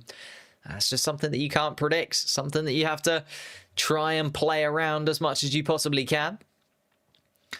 Ollie Behrman, remember, was told that there would be rain around about now during the Grand Prix, but it doesn't seem to have come to fruition. Doesn't really seem to want to rain fully this weekend, does it? We were told yesterday there'd be rain during qualifying, and there was, but it was trickles and it didn't really stick around to cause any kind of chaos. Kimi Antonelli now closes to within a second of Gabriel Bortoleto. That was a very good lap from Kimi Antonelli. A 145.2 to a 146.6 from Gabriel Bortoleto. Antonelli in a different stratosphere right now to the stakes Sauber car ahead of him, and surely will get past Gabriel Bortoleto sooner rather than later. Where's Piastri? Crashed out, unfortunately. Crashed out lap 1, turn 5. Went too deep, nowhere near the apex, and into the barriers went Oscar Piastri. Our one and only retirement from the Grand Prix so far.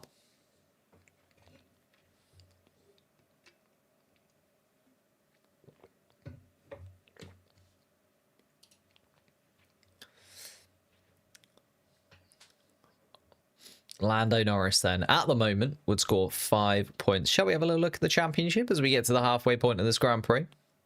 Doesn't matter too much at the moment.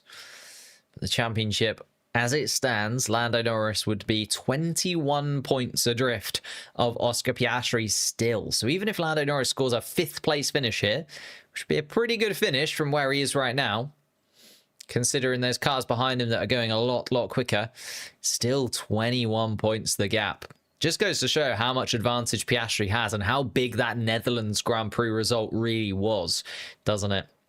Netherlands Grand Prix playing into the hands of Oscar Piastri massively. And even with a DNF right now from Oscar Piastri, because Lando Norris isn't winning the Grand Prix or even in the podium places, it's still a considerable margin that Piastri has ahead of him. And Nico Hülkenberg once again tries to go for a move on Lance Stroll. And this is where you can be slightly worried if you're one of those cars that has already pitted, because there's a red flag now from these back markers fighting one another as Lance Stroll and Nico Hülkenberg get very close to one another as they go through turn 1. And Hülkenberg even has a little look down towards turn 3 as well. Behrman even trying to get into the back. Verstappen being told over the radio, this is brilliant pace. I mean, he's got not really any pressure on him as Max Verstappen now. He's nearly a 9-second gap to Carlos Sainz behind. I mean, even George Russell, who looks very quick, isn't able to match Max Verstappen's times. Verstappen a 145.3, a 145.6 from George Russell. And as I say that, Verstappen comes across the start-finish line to be the first driver into the 144s for today's Grand Prix. A 144.9 from Max Verstappen, the fastest lap of anybody so far today.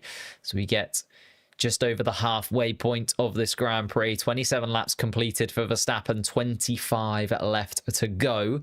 Still yet to have pitted, though. Verstappen, Sainz, Russell, Tsunoda, Norris, Hamilton, Hadjar all need to stop, and they are our top 7. Kimi Antonelli, the first of the drivers who have stopped. Antonelli did manage to get past Bortoleto, but Bortoleto has now pitted. So Lawson and Leclerc also move back up into the point scoring places. Bortoleto stops and also falls behind Stroll and Hülkenberg, Behrman and Ocon.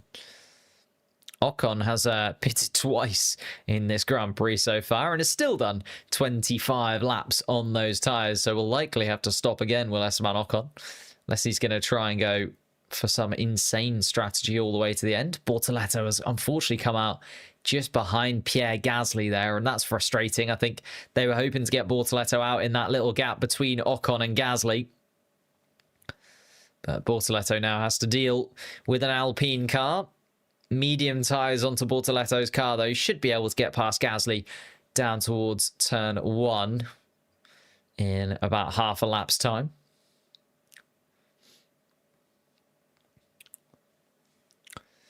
10-second gap now between Max and Sainz. There is indeed. Max is putting in fast laps now. I think coming towards the end of those tyres for Max Verstappen, he's been given the go-ahead to just get the final little bit of life out of them. We know that these hard compound tyres as well, sometimes they come back to life again. They kind of dip off in terms of their lap time, and you get the rubber melting off the top. And then once that sort of first layer of rubber has come off fully, you then see the tyres come back to life again. On that note, Carlos Sainz has come into the pits anyway, so we're not going to see Verstappen fall away.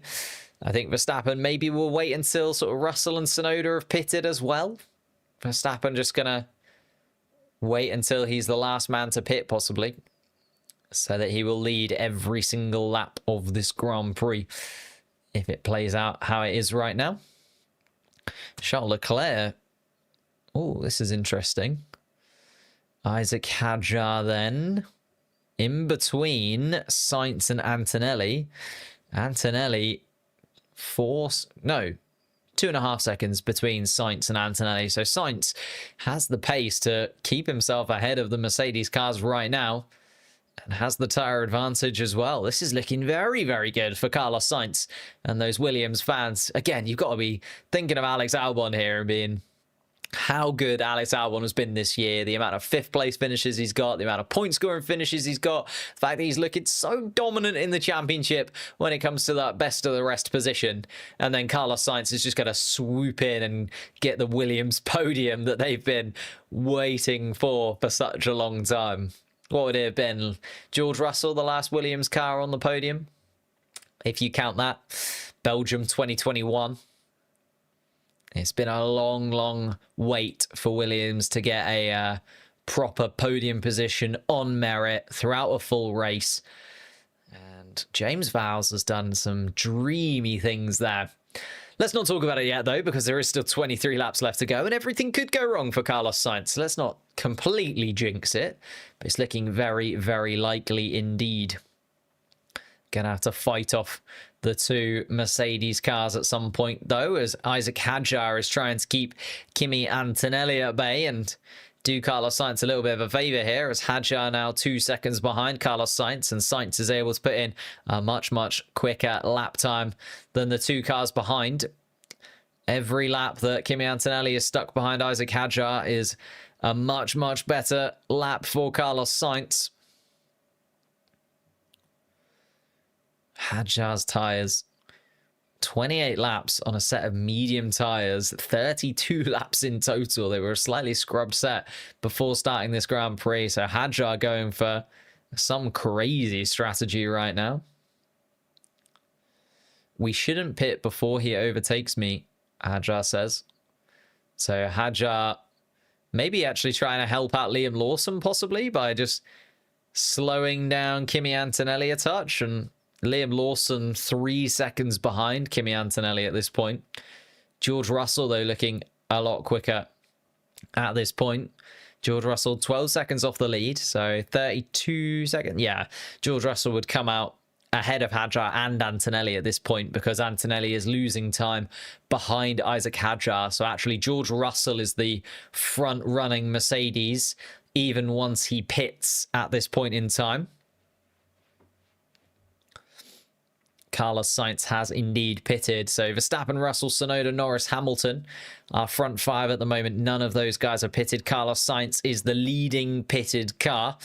Isaac Hadjar then in a slot where he doesn't really belong in 7th at the moment because Antonelli, Lawson, Leclerc have all pitted behind. And there goes Isaac Hadjar into the pits. He really did attack going into the pits. Lawson and Leclerc then make their way past Isaac Hadjar.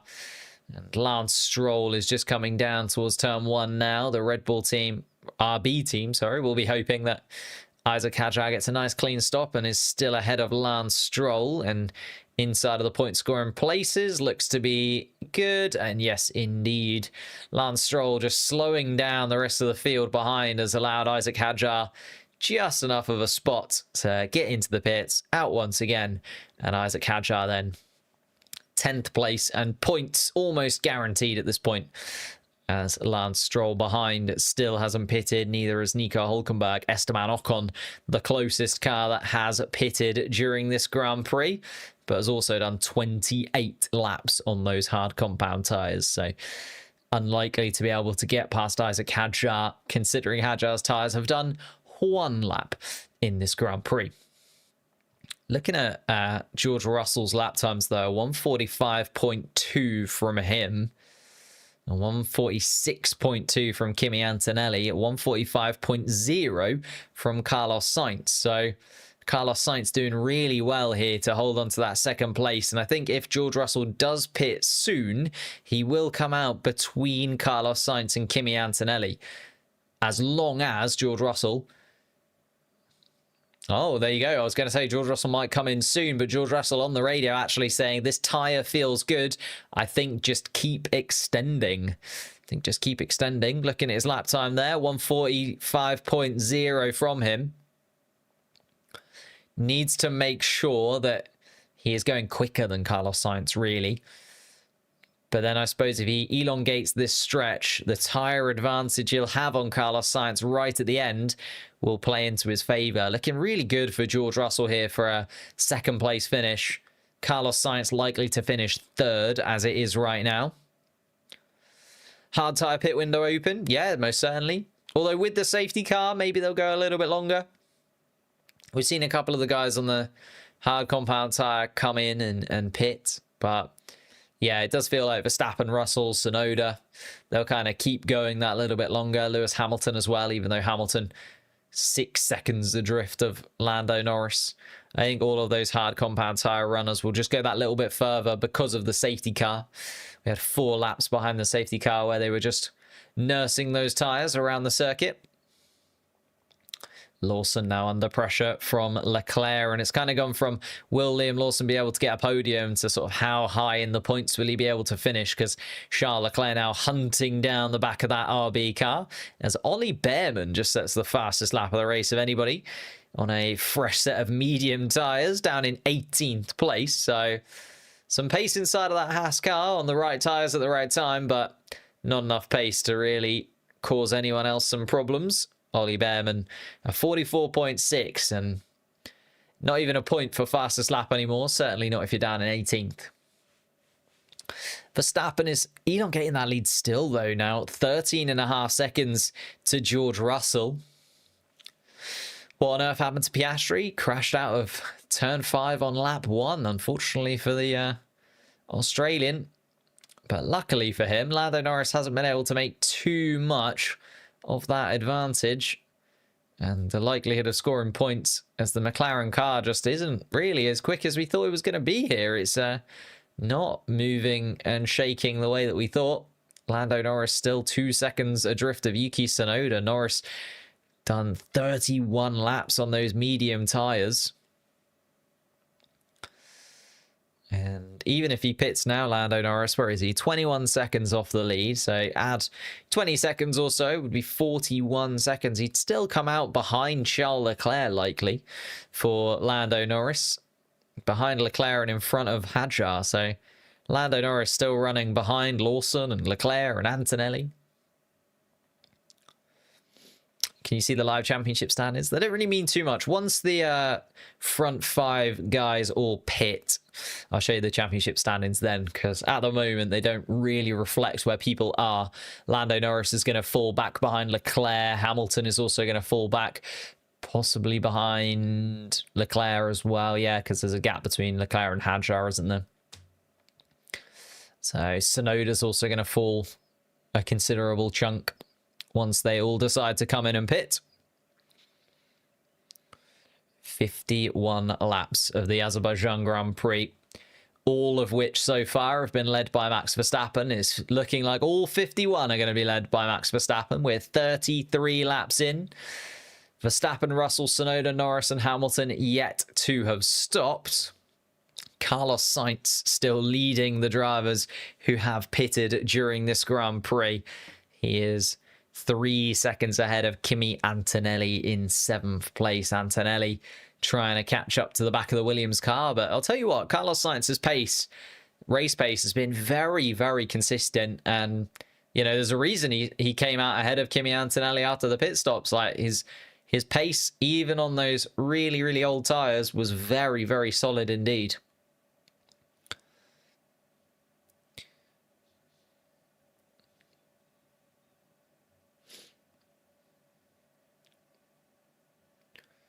McLaren mechanics. Not looking like Lando Norris is going to come in anytime soon. It's such a long time for Lando Norris to have gone onto the medium. Is he going to go onto the softs maybe at the end? We're going to see that from Lando Norris? A complete roll of the dice? Just something very, very different indeed? Possibly.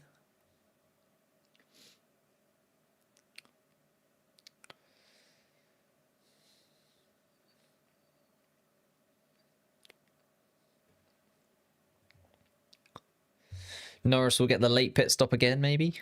I mean, he's going very, very long indeed. It's kind of a who pits first out of these top 5. The thing is, their pace compared to the guys who have pitted is better. Like, Verstappen and Russell are still going quicker than Carlos Sainz.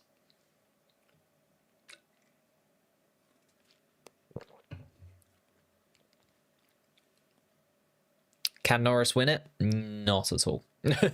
Not even likely.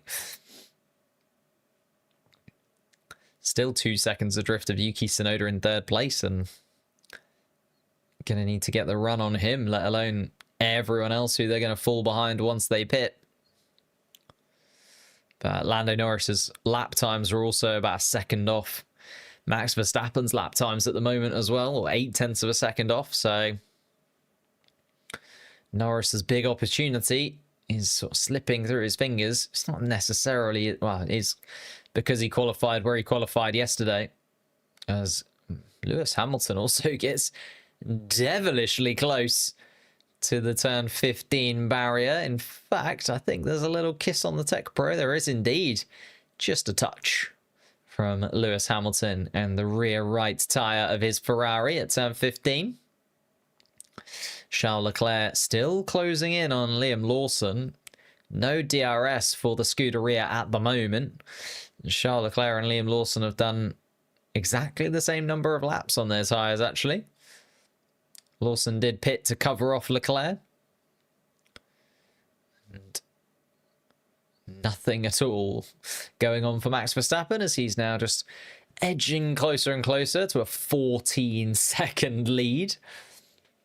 66 career wins for Max Verstappen. One of those coming last weekend in Monza. And a 25-point advantage for Verstappen means he'd go up to 255 points in the Drivers' Championship. I mean, he's still 70 adrift of the lead of the championship, but never say never. 70 points at this point in the season. It's not impossible for Max Verstappen to still win his 5th World Championship. Just very, very, very unlikely.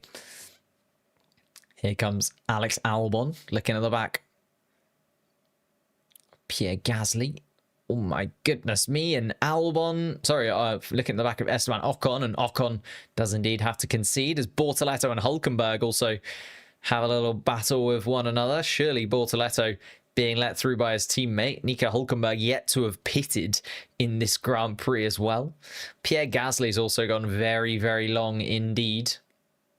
I think a lot of those guys who are maybe hoping for a red flag have now realised that actually it's not going to come when they need it to, and started to fall backwards at this point. Max Verstappen at this point, if he pitted now, would still come out ahead of Yuki Tsunoda at this point.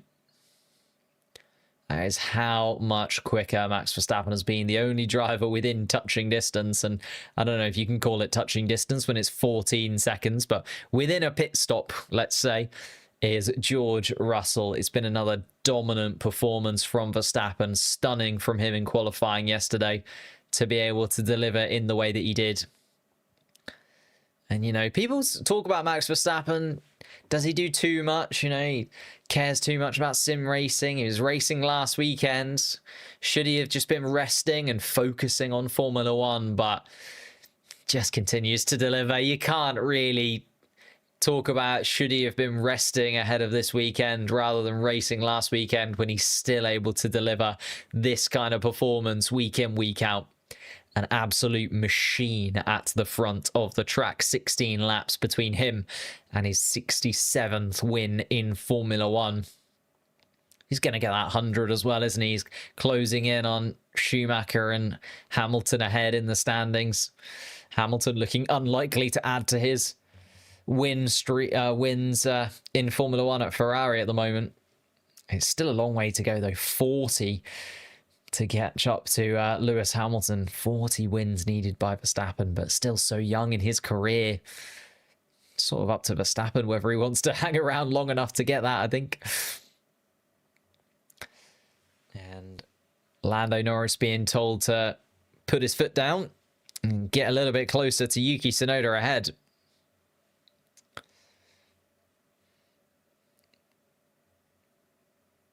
Welcome back, 2023, Max Verstappen. Yeah, it does feel very 2023, doesn't it? Comfortable, easy going, elongates the lead when he needs to. Got it up to 14 seconds and has just kind of held it there. Doesn't need to put any more through those tyres. 36 laps completed on that hard set. Has gone beyond where we thought the pit stops would be, but the safety car helping out with that. Here comes Lewis Hamilton into the pits then. So Hamilton is finally going to stop. That's going to release Carlos Sainz back into 5th place. Kimi Antonelli makes his way past as well. Here come Lawson and Leclerc.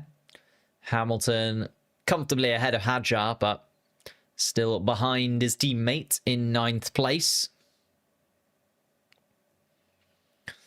And we're just waiting for 4 more drivers at the front of the grid to actually stop before we then have a look at how the championship should play out, because it's looking unlikely that anybody's really going to move anywhere. I think the thing is George Russell coming in second behind Verstappen. Carlos Sainz looking most likely at the moment to hold on to 3rd place.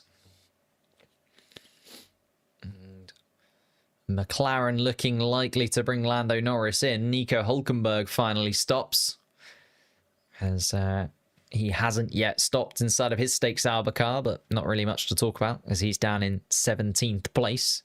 It's not going to affect the point scoring places too much. And this is the thing, really. We want to see where Lando Norris is going to kind of settle in, whether or not he's going to have the pace to be able to do anything about it, because he's still going to be behind Tsunoda. Box for Lando Norris. Here you go, then. So 24 seconds off the lead, add 20 seconds to that. He's going to come out around about Leclerc, Lawson, Hamilton, or I'd say between Leclerc and Hamilton is where Lando Norris is going to come out. So he's going to need a little bit something special. It's hard compound tyres. Oh, and it's a slow stop. It's a slow stop. What is going on at McLaren this weekend? A 4.1 second stop. So he is definitely going to come out behind Charles Leclerc. We see Charles Leclerc coming around turn 1 comfortably now. It would have been a lot closer if Lando Norris would have got a 2-second stop rather than a 4-second stop. But here you go then. Lando Norris down into 8th place. And those 2 seconds, yeah, absolutely critical. And he would have come out, yeah, would have come out ahead of Lawson. Wow. Wow. We'll have to watch that pit stop again, but that is heartbreak for Lando Norris once more. That's meant that he's come out in 8th place rather than a possible 6th place. And the points difference that he'd have got there and the advantage that he'd have had, the fact that he might have been able to dream of a chance at fighting Kimi Antonelli at some point.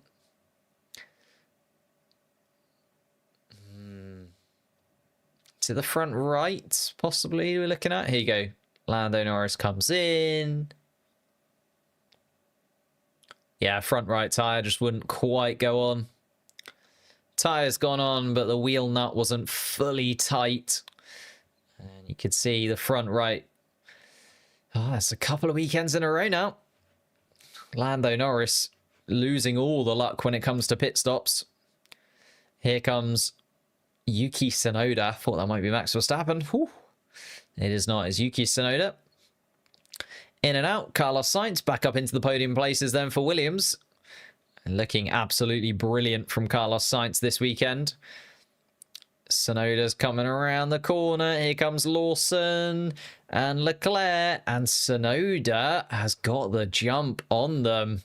Really well done from Yuki Tsunoda, just ahead of Liam Lawson. But here comes Lawson then. DRS wide open down towards turn 3. It's going to be the battle between Lawson and Tsunoda. And Lawson is going to get it done. Tsunoda then, those tyres not quite up to temperature. Lawson able to take advantage of it. Tsunoda then just ahead of Charles Leclerc at the moment. Lando Norris down into 8th place now. And at the back of this real long pack. So it's just Verstappen and Russell yet to pit. But it feels like Verstappen and Russell will finish where they are. So let's have a little look at the championship as it stands then. What these points will mean. Lando Norris at the moment just 4 points gained on a weekend where Oscar Piastri DNF'd, and he could have closed the gap considerably. He will still be over a win's worth of points behind his teammate, 27 points behind Oscar Piastri, and a huge hurdle still to jump for Lando Norris going into the final few races of the season. Max Verstappen, 255 points, cements 3rd place surely at this point in the year. George Russell up into 212. Both of those guys up into the 200-point scorings. Leclerc gaining 6, Hamilton gaining 2. Antonelli would re-jump ahead of Alex Albon as it stands right now. Albon back down into 8th place. Sainz would also jump 6 places up into 12th as it stands right now. That would be huge for Carlos Sainz and huge for Williams, as they would also go over the 100-point margin. That's right. Williams would score over 100 points in this Formula One season with still a good chunk of races to go. So that is a absolutely brilliant return from the Williams team if Carlos Sainz can finish on the podium places. And Racing Bulls would also jump up into 6th place as Aston Martin 0 points scored, 11 for the Racing Bulls team as it stands right now, as Max Verstappen is going to box. So let's get back to it. Max Verstappen boxing from the lead of this Grand Prix. George Russell has also boxed. I think Max Verstappen just wanting to lead every single lap of this race. Just waiting until everybody else pitted behind.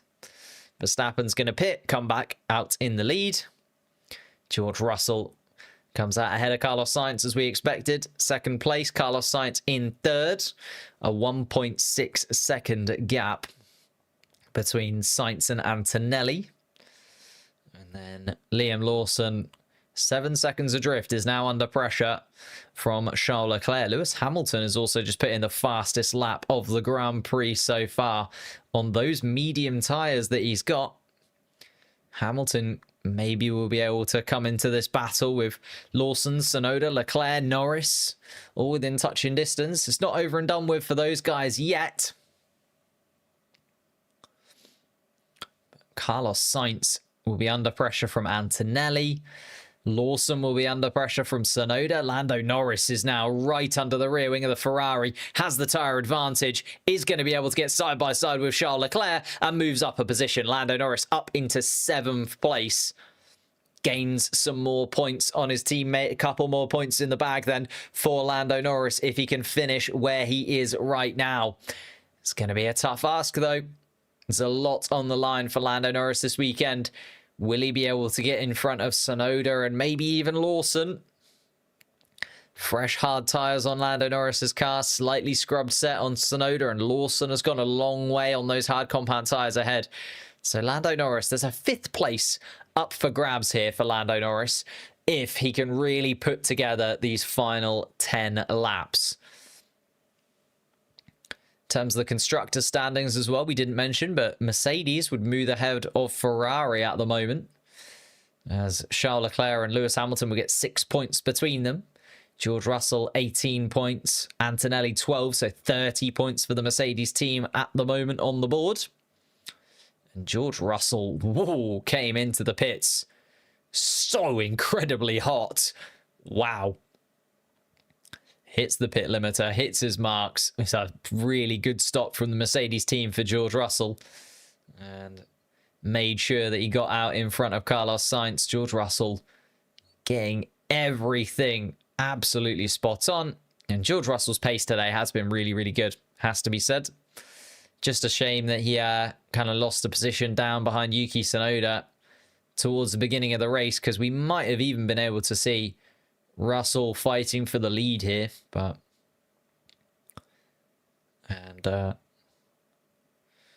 Carlos Sainz on the radio. Russell on fresher tyre with the base. Carlos Sainz saying, leave it to me. He's 2.8 seconds behind, but I think Carlos Sainz knows at this point he's not going to be able to gain that 3 seconds on George Russell and be able to get past him. So settling in for a third place finish in a Williams. It's not too shabby, Alonso, though, is it? If he manages to finish in third place, Carlos Sainz this weekend. Kimi Antonelli in fourth place. 1.3 seconds the gap. Antonelli on slightly older hard compound tyres, though, so it does play into Carlos Sainz's favour a touch. And then Liam Lawson, 7.5 seconds behind. So even if Carlos Sainz does lose a position... Oh, reports of rain at turn 16. Alex Albon says over the radio, reports of rain at turn 16. Is it all going to come to a crescendo here? Let's see then. Just watching Liam Lawson coming around towards turn 15.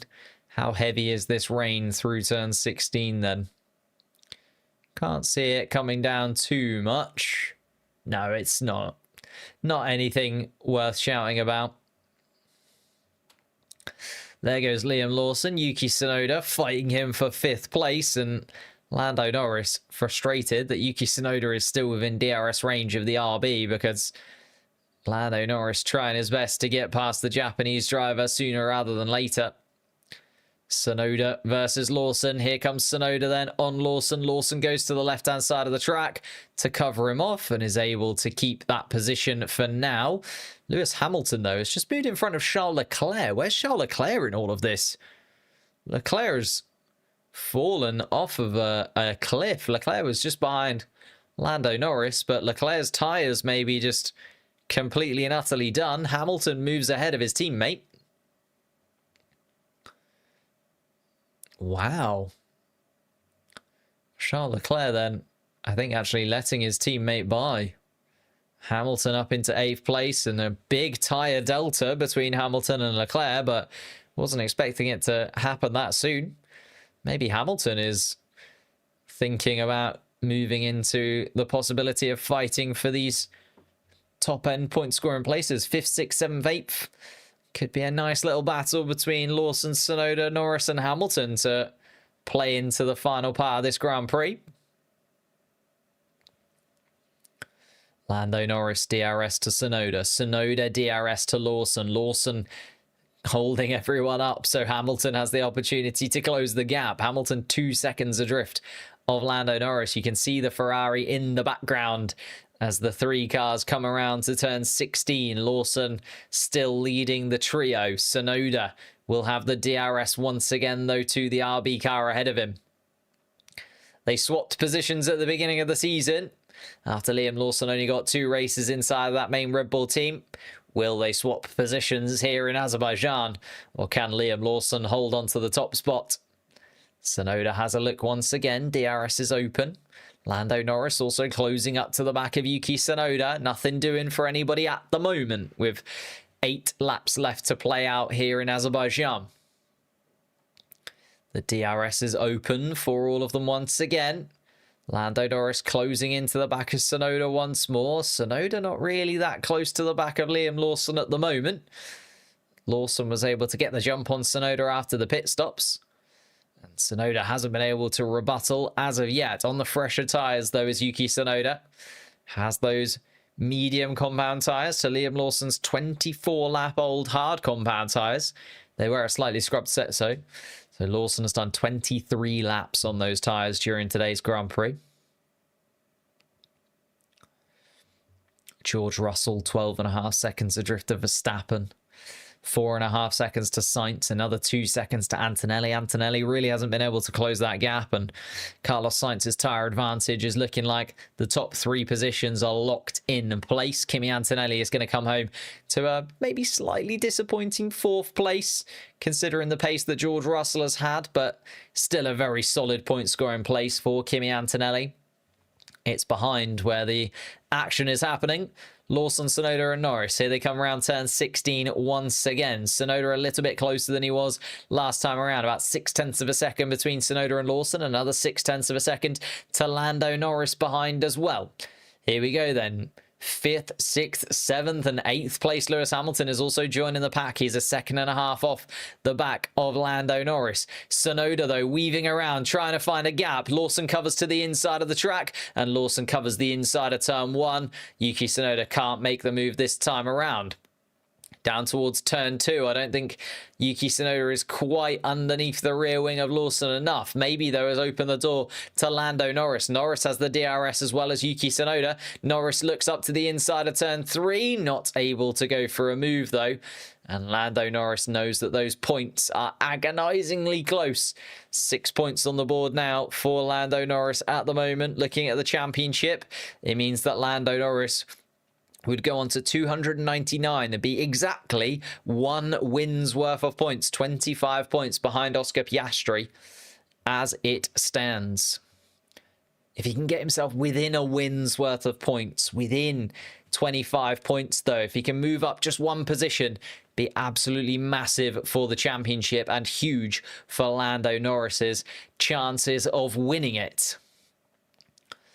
Driver of the day vote surely has to be Max Verstappen. Love to know your guys' thoughts though in the comments. Who is your driver of the day? Could maybe go for George Russell, possibly Carlos Sainz as well. Any of the top 3. It's been very, very solid indeed. Liam Lawson has done a solid job as well. I think, you know, the fact that he's fallen down a couple of places from where he started, but those couple of places are 2 Mercedes cars that have been able to get past.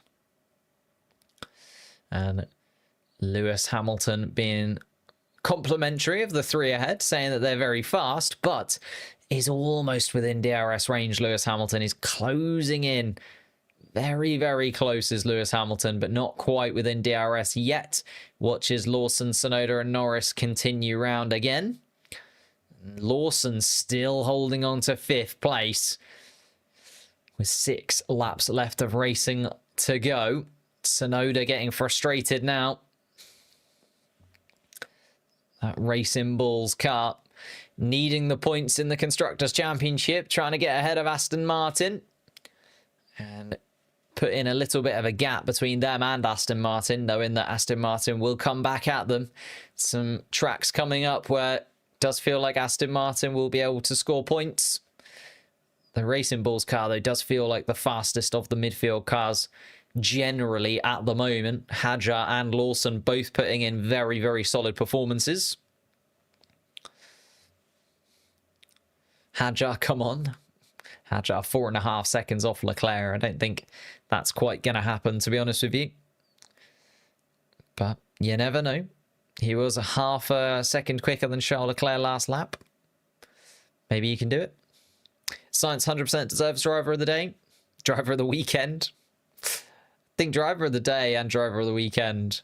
Driver of yesterday has to be Max Verstappen. And then today it's just been cool, calm, collected, hasn't it? You can maybe argue it was a little bit too easy for him. Here you go then. Lewis Hamilton has indeed joined the fight. Tsunoda has fallen away from the back of Liam Lawson. Tsunoda's not going to be able to make the move, but still has the DRS. And this is the frustration for Lando Norris, is Tsunoda is doing nothing at all here, but is just keeping to within that DRS range of Liam Lawson. So Lawson is able to hold on to 5th place. Tsunoda's able to hold on to 6th just because he's got the DRS to the car in front. And now Lewis Hamilton has been able to catch up to the back of this pack because Liam Lawson's pace is not electrifying at the moment. Lewis Hamilton going much better on those fresh medium tyres. Lando Norris on the hard compound tyre ahead of him. So a little bit of a battle between those two as to see if the hard compound tyre at the end of this race or the medium compound tyre at the end of this race is the optimal strategy.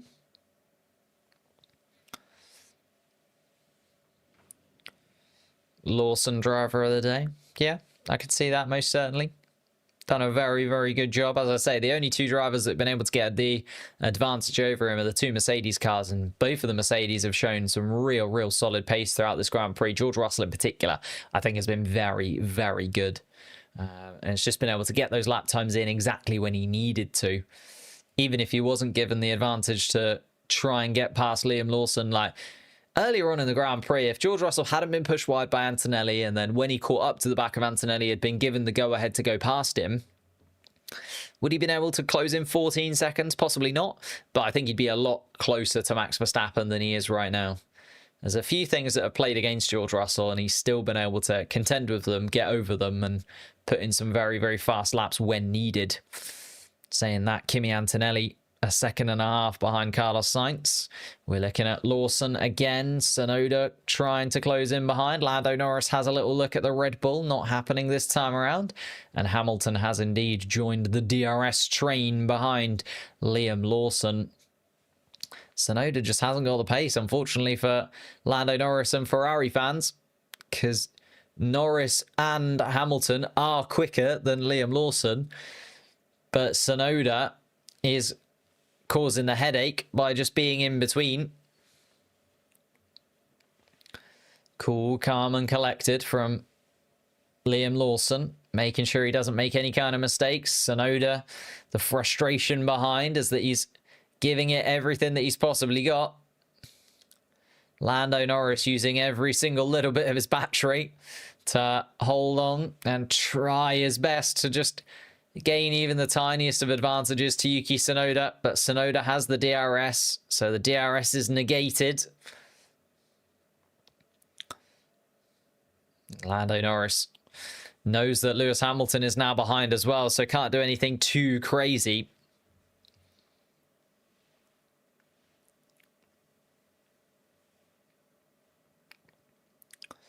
And Lando Norris still 7th place, 6 points on the board for him. As I say, goes to within 25 of his teammate.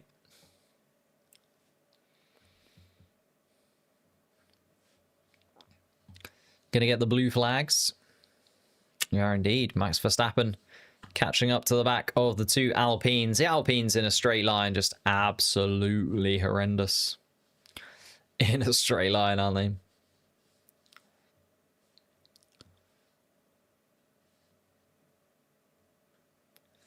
And Lando Norris once again isn't able to get past Tsunoda. Tsunoda once again isn't able to get past Lawson. It feels like this battle that could have been a bit of a crescendo for the race is playing out into a little bit of nothingness.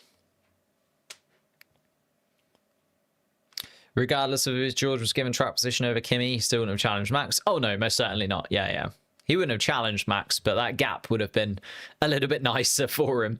It wouldn't have been 14 seconds.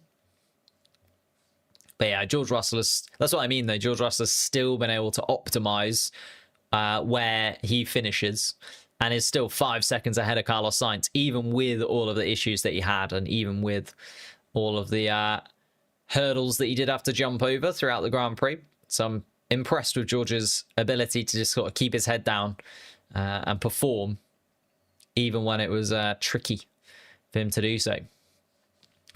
Lando Norris, though, still behind Yuki Tsunoda. It would be 299 points on the board for Lando Norris if the race finished as it is right now, with 2 laps left to go.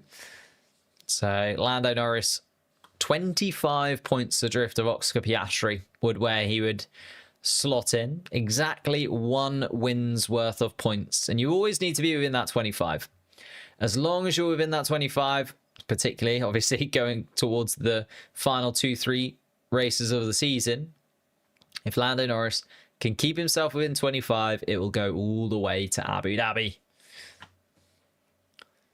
Martin Garrix, DJ and recording producer, ready with the racing checkered flag. Max Verstappen is still a lap and a half away from finishing this Grand Prix, and Yuki Tsunoda, DRS once again to Liam Lawson. Down towards turn 3 they go, and nothing happening. So It's going to be now or never for Tsunoda, Norris and Hamilton to make any kind of move here behind Liam Lawson. Lawson has done a stellar job of just positioning that RB car perfectly and making sure that Yuki Tsunoda couldn't get past.